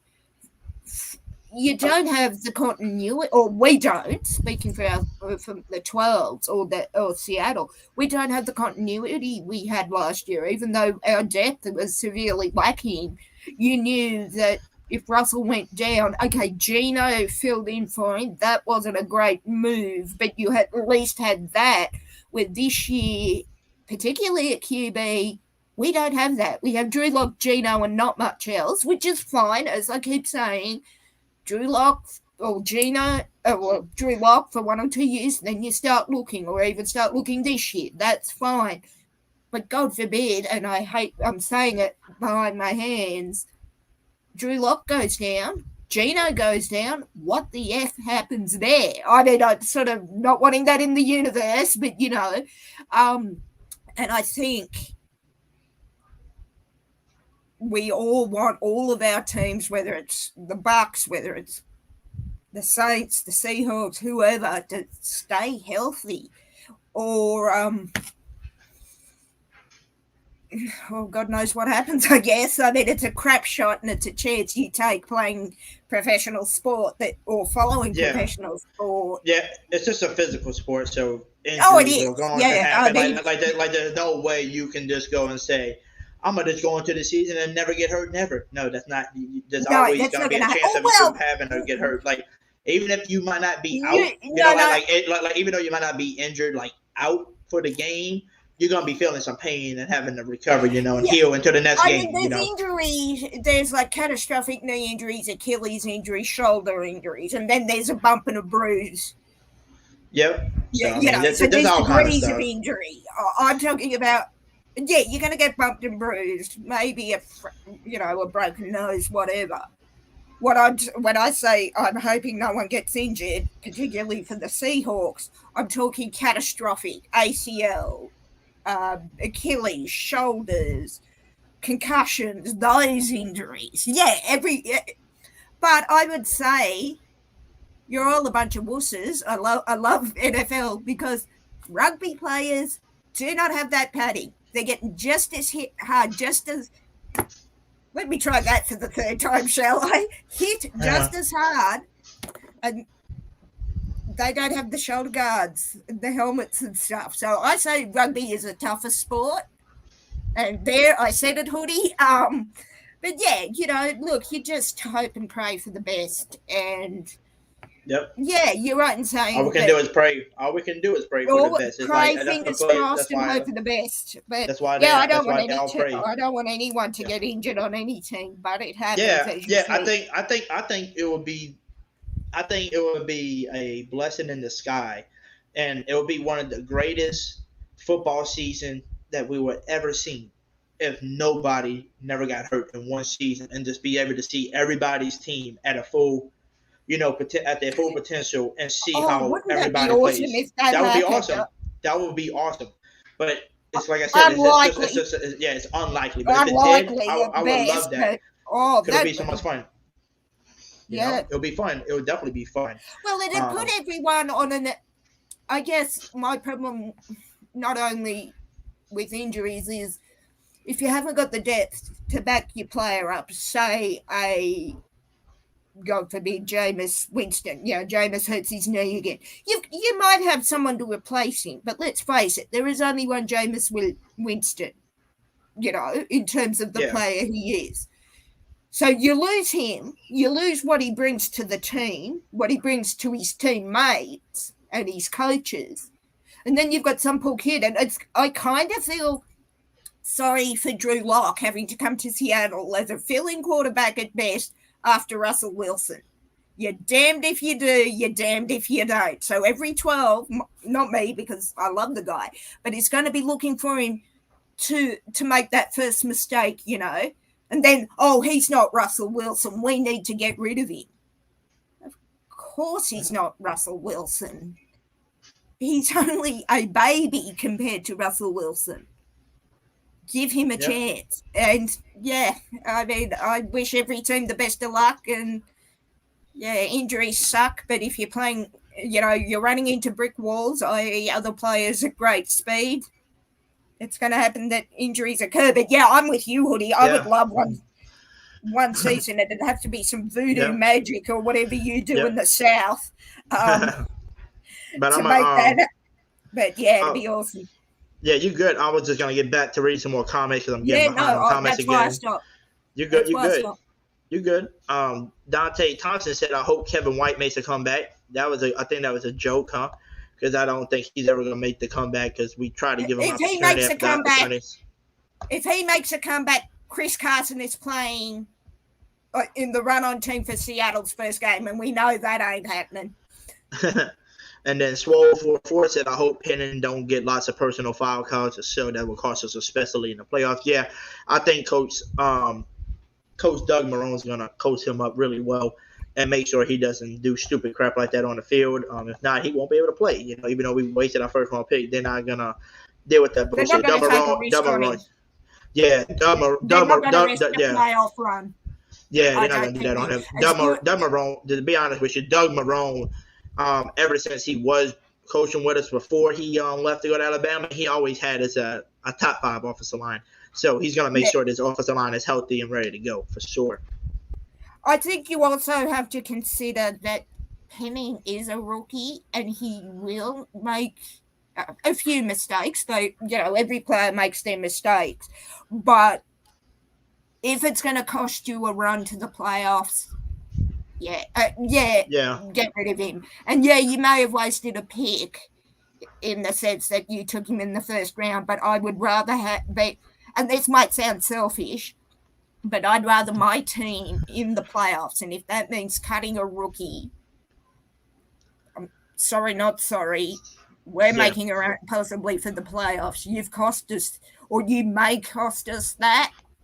I know which way I'd go, and it'd be to, unfortunately and sadly, cut him. But yeah.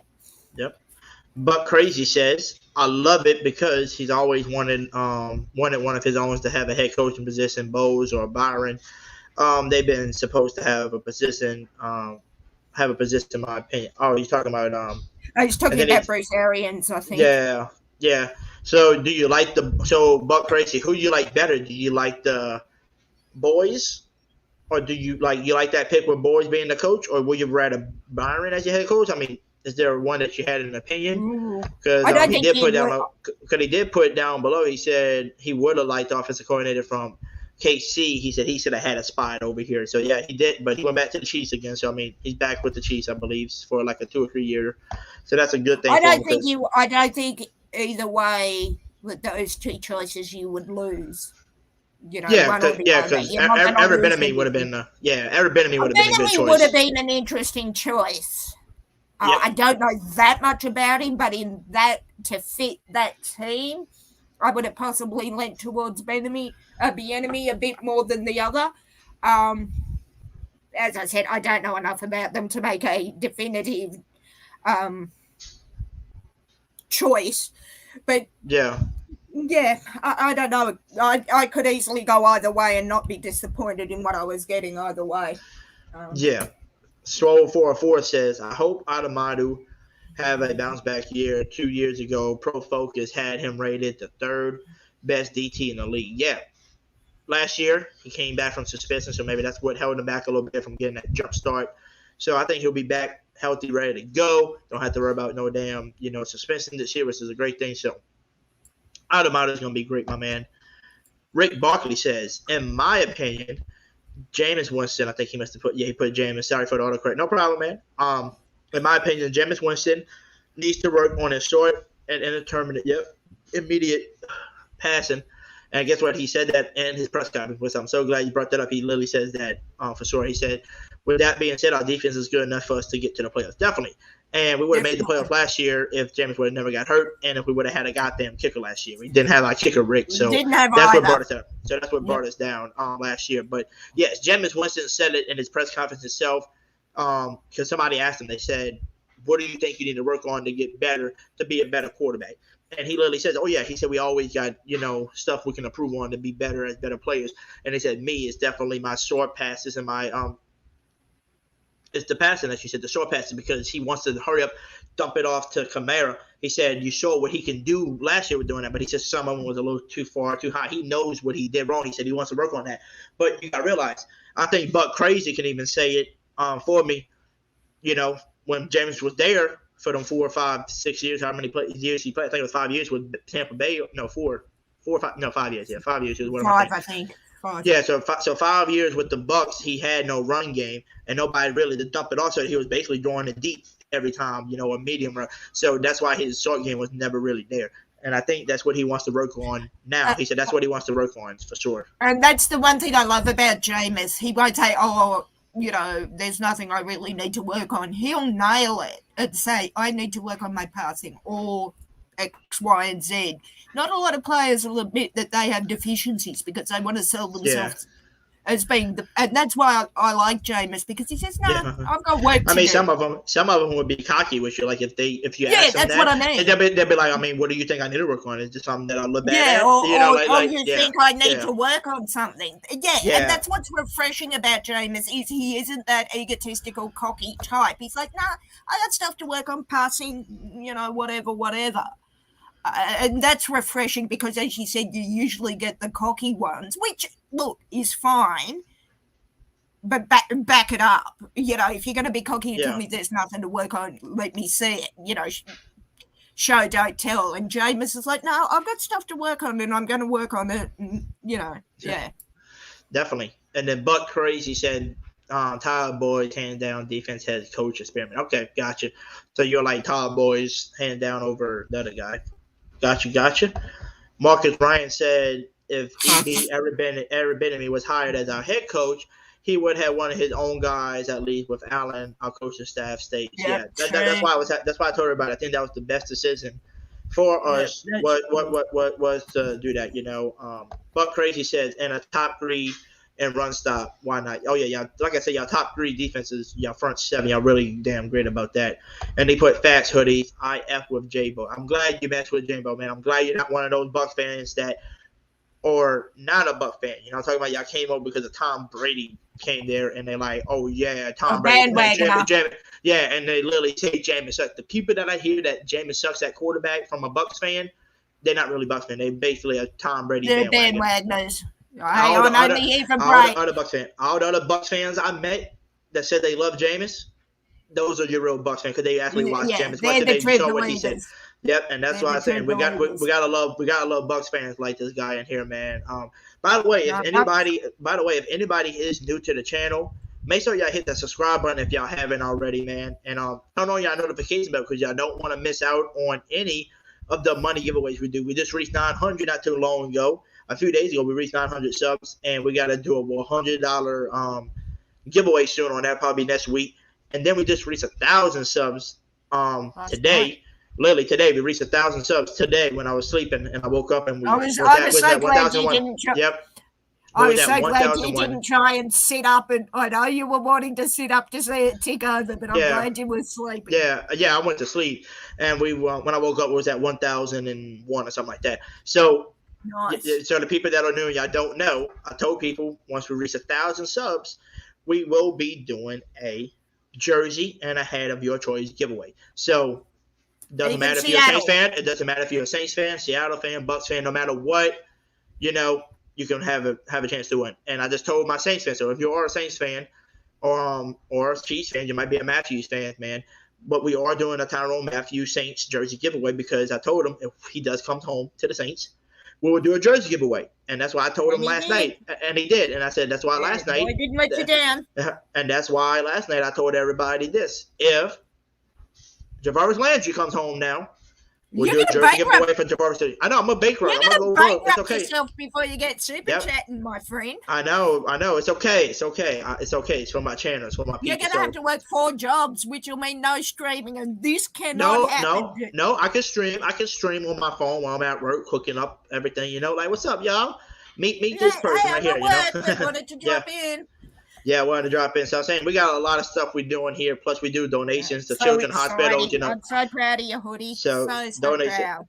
I appreciate it. And like I said, we do donations to children's hospitals, donations to food banks, etc. So we all about our community and our subscribers. So make sure y'all do that and subscribe if y'all haven't already. Swole44 asked me, give me your opinion on Ruiz. He needs help. That's what I gotta say. He needs help. Like I said, he is playing out of position. He should have been a center, but you can't just take McCoy out of that center spot now because he's just that damn good at center. So you having to play that man at right guard, hoping that he did something great, and he has and so forth. So hopefully Doug Marrone can coach this man up, show him how to be a better guard, etc. And this O-line will be better than what it is. So Ruiz, a lot of people call him Caesar Salad Ruiz just because he just ain't been that good. He's been trash. But hopefully he'll step it up this year, man, because he needs to protect my boy Jameis, man. We need we need to wrap Jameis in bubble wrap, cotton wool, and padding. Not shoulder pads, but in a mental asylum you have the padded room. That's what we need to put. We still need Jameis to be able to run, but we need to protect him at all costs. And I'm saying that as a 12 because if he plays us when we play, I think we play you, don't we? I think in New Orleans. I don't think y'all play it this year. Oh, don't we? Because I was going to say I would tell every Seahawks player to smash Jameis only because that's know. Yeah. I don't think we play. I don't think we play y'all this year. Well, I guess we'll see when the schedule's released. But, yes,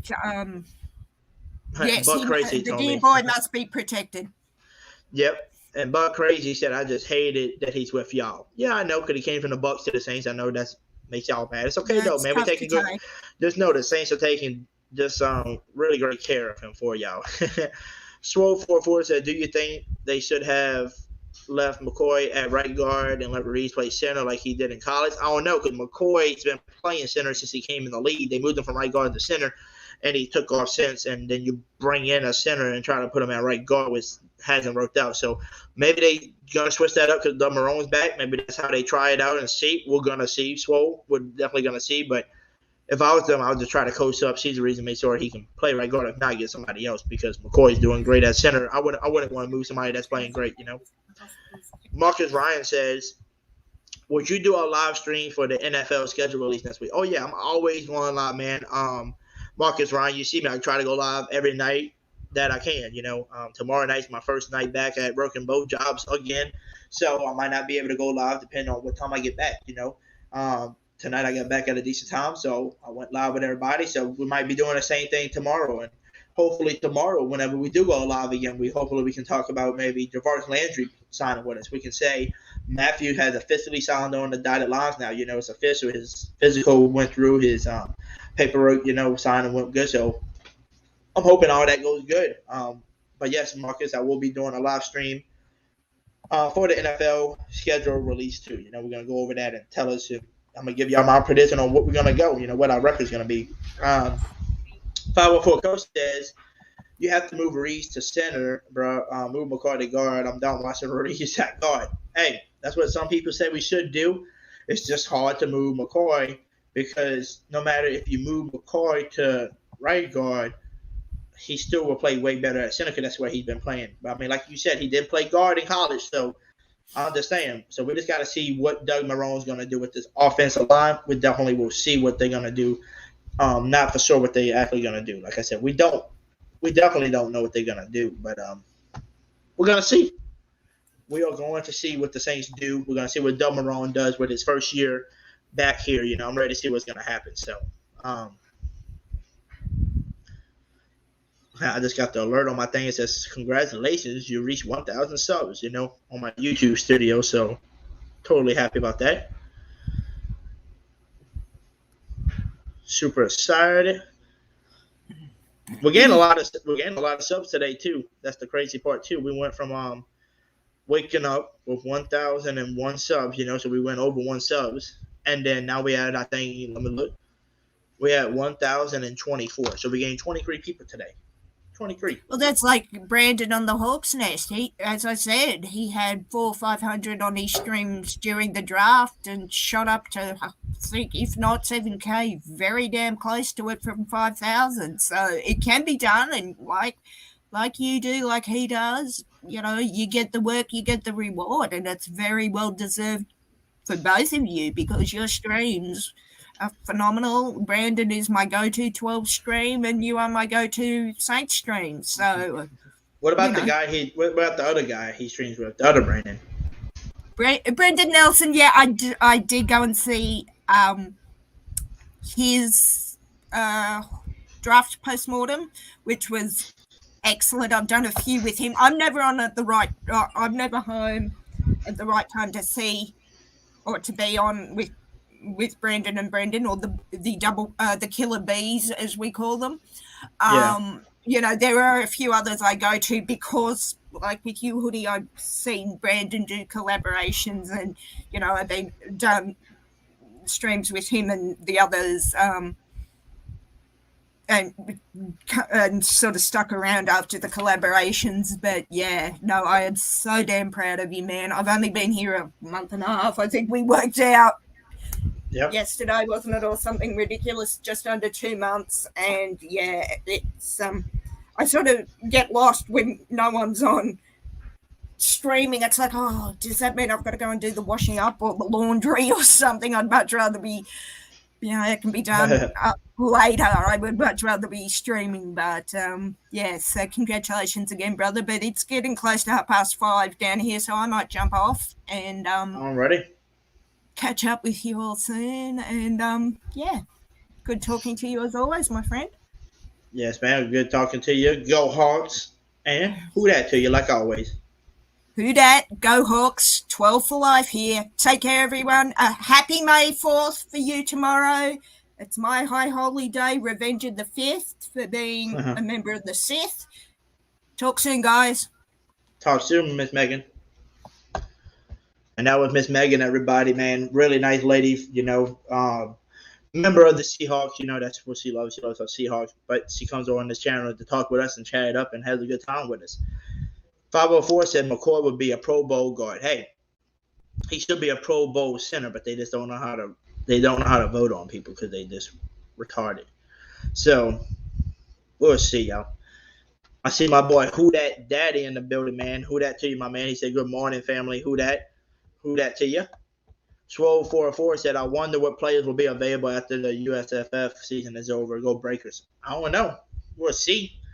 The receiver looks pretty scary. I think it was number 6 or number 9 or whatever number he was having. I was watching the dude was just marching people. He looks like a good receiver out there. Really good receiver. But we're gonna see, everybody. We're gonna see, man. But if anybody else have anybody else wants to come and hit the link in there, you're more than welcome to come chat it on with me. Also, if anybody's got any last questions or anything they want to say, man, put it in the chat. And, if not, I can end the podcast. I've been live for about 3 hours, and I do have both jobs tomorrow, so I will be getting up in a little while to get my butt to work. So, any last questions, man? Anybody want to put any last questions in the chat before I hop off, and I'll answer those? If not, like I said, I'll end the podcast soon and get my butt to sleep. And I'll see y'all probably tomorrow night for sure when I get off, probably around the same time, around 11 o'clock again. So, for all y'all people that like to stay up late like me, that's late, stays up late and watch the YouTube late at night, we'll get along this fine over here. I always do my live streams, late at night. So,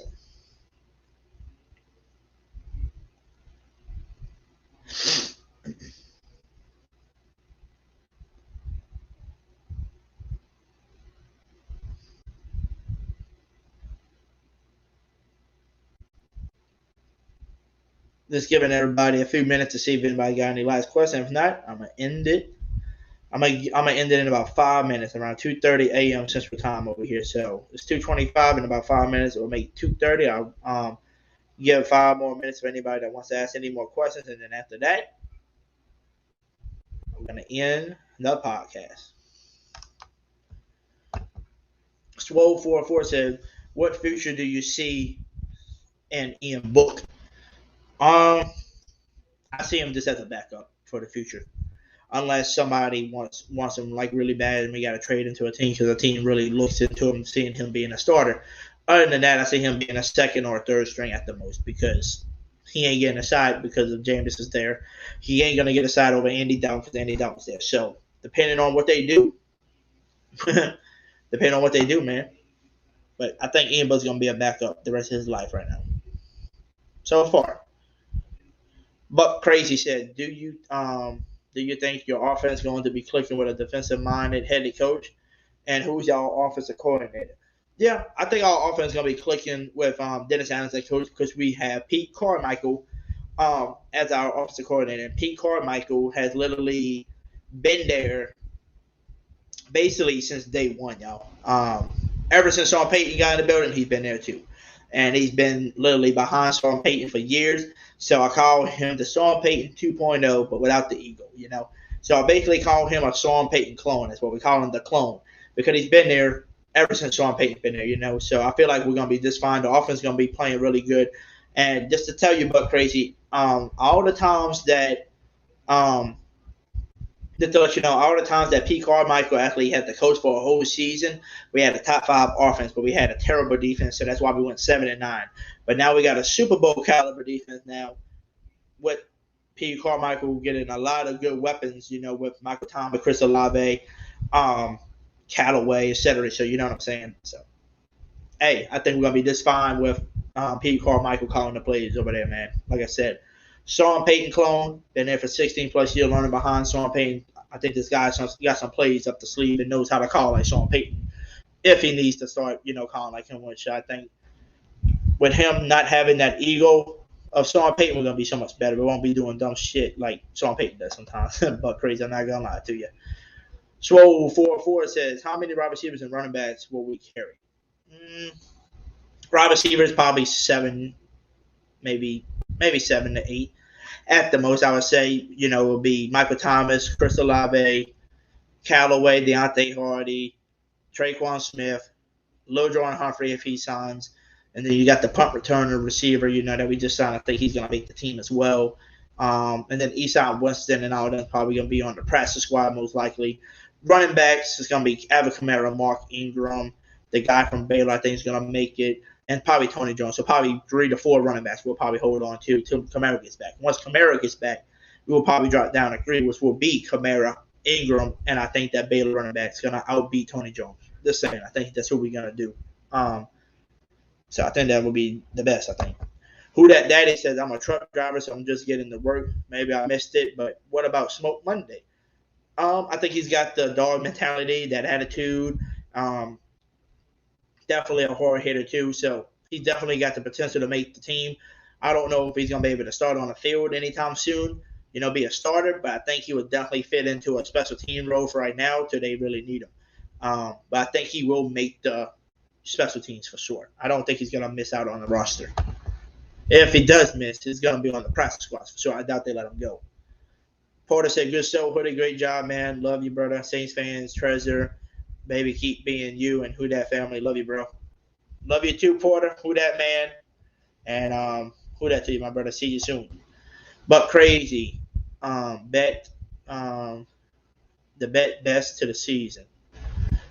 To the season, gotcha. Porter said defense is great.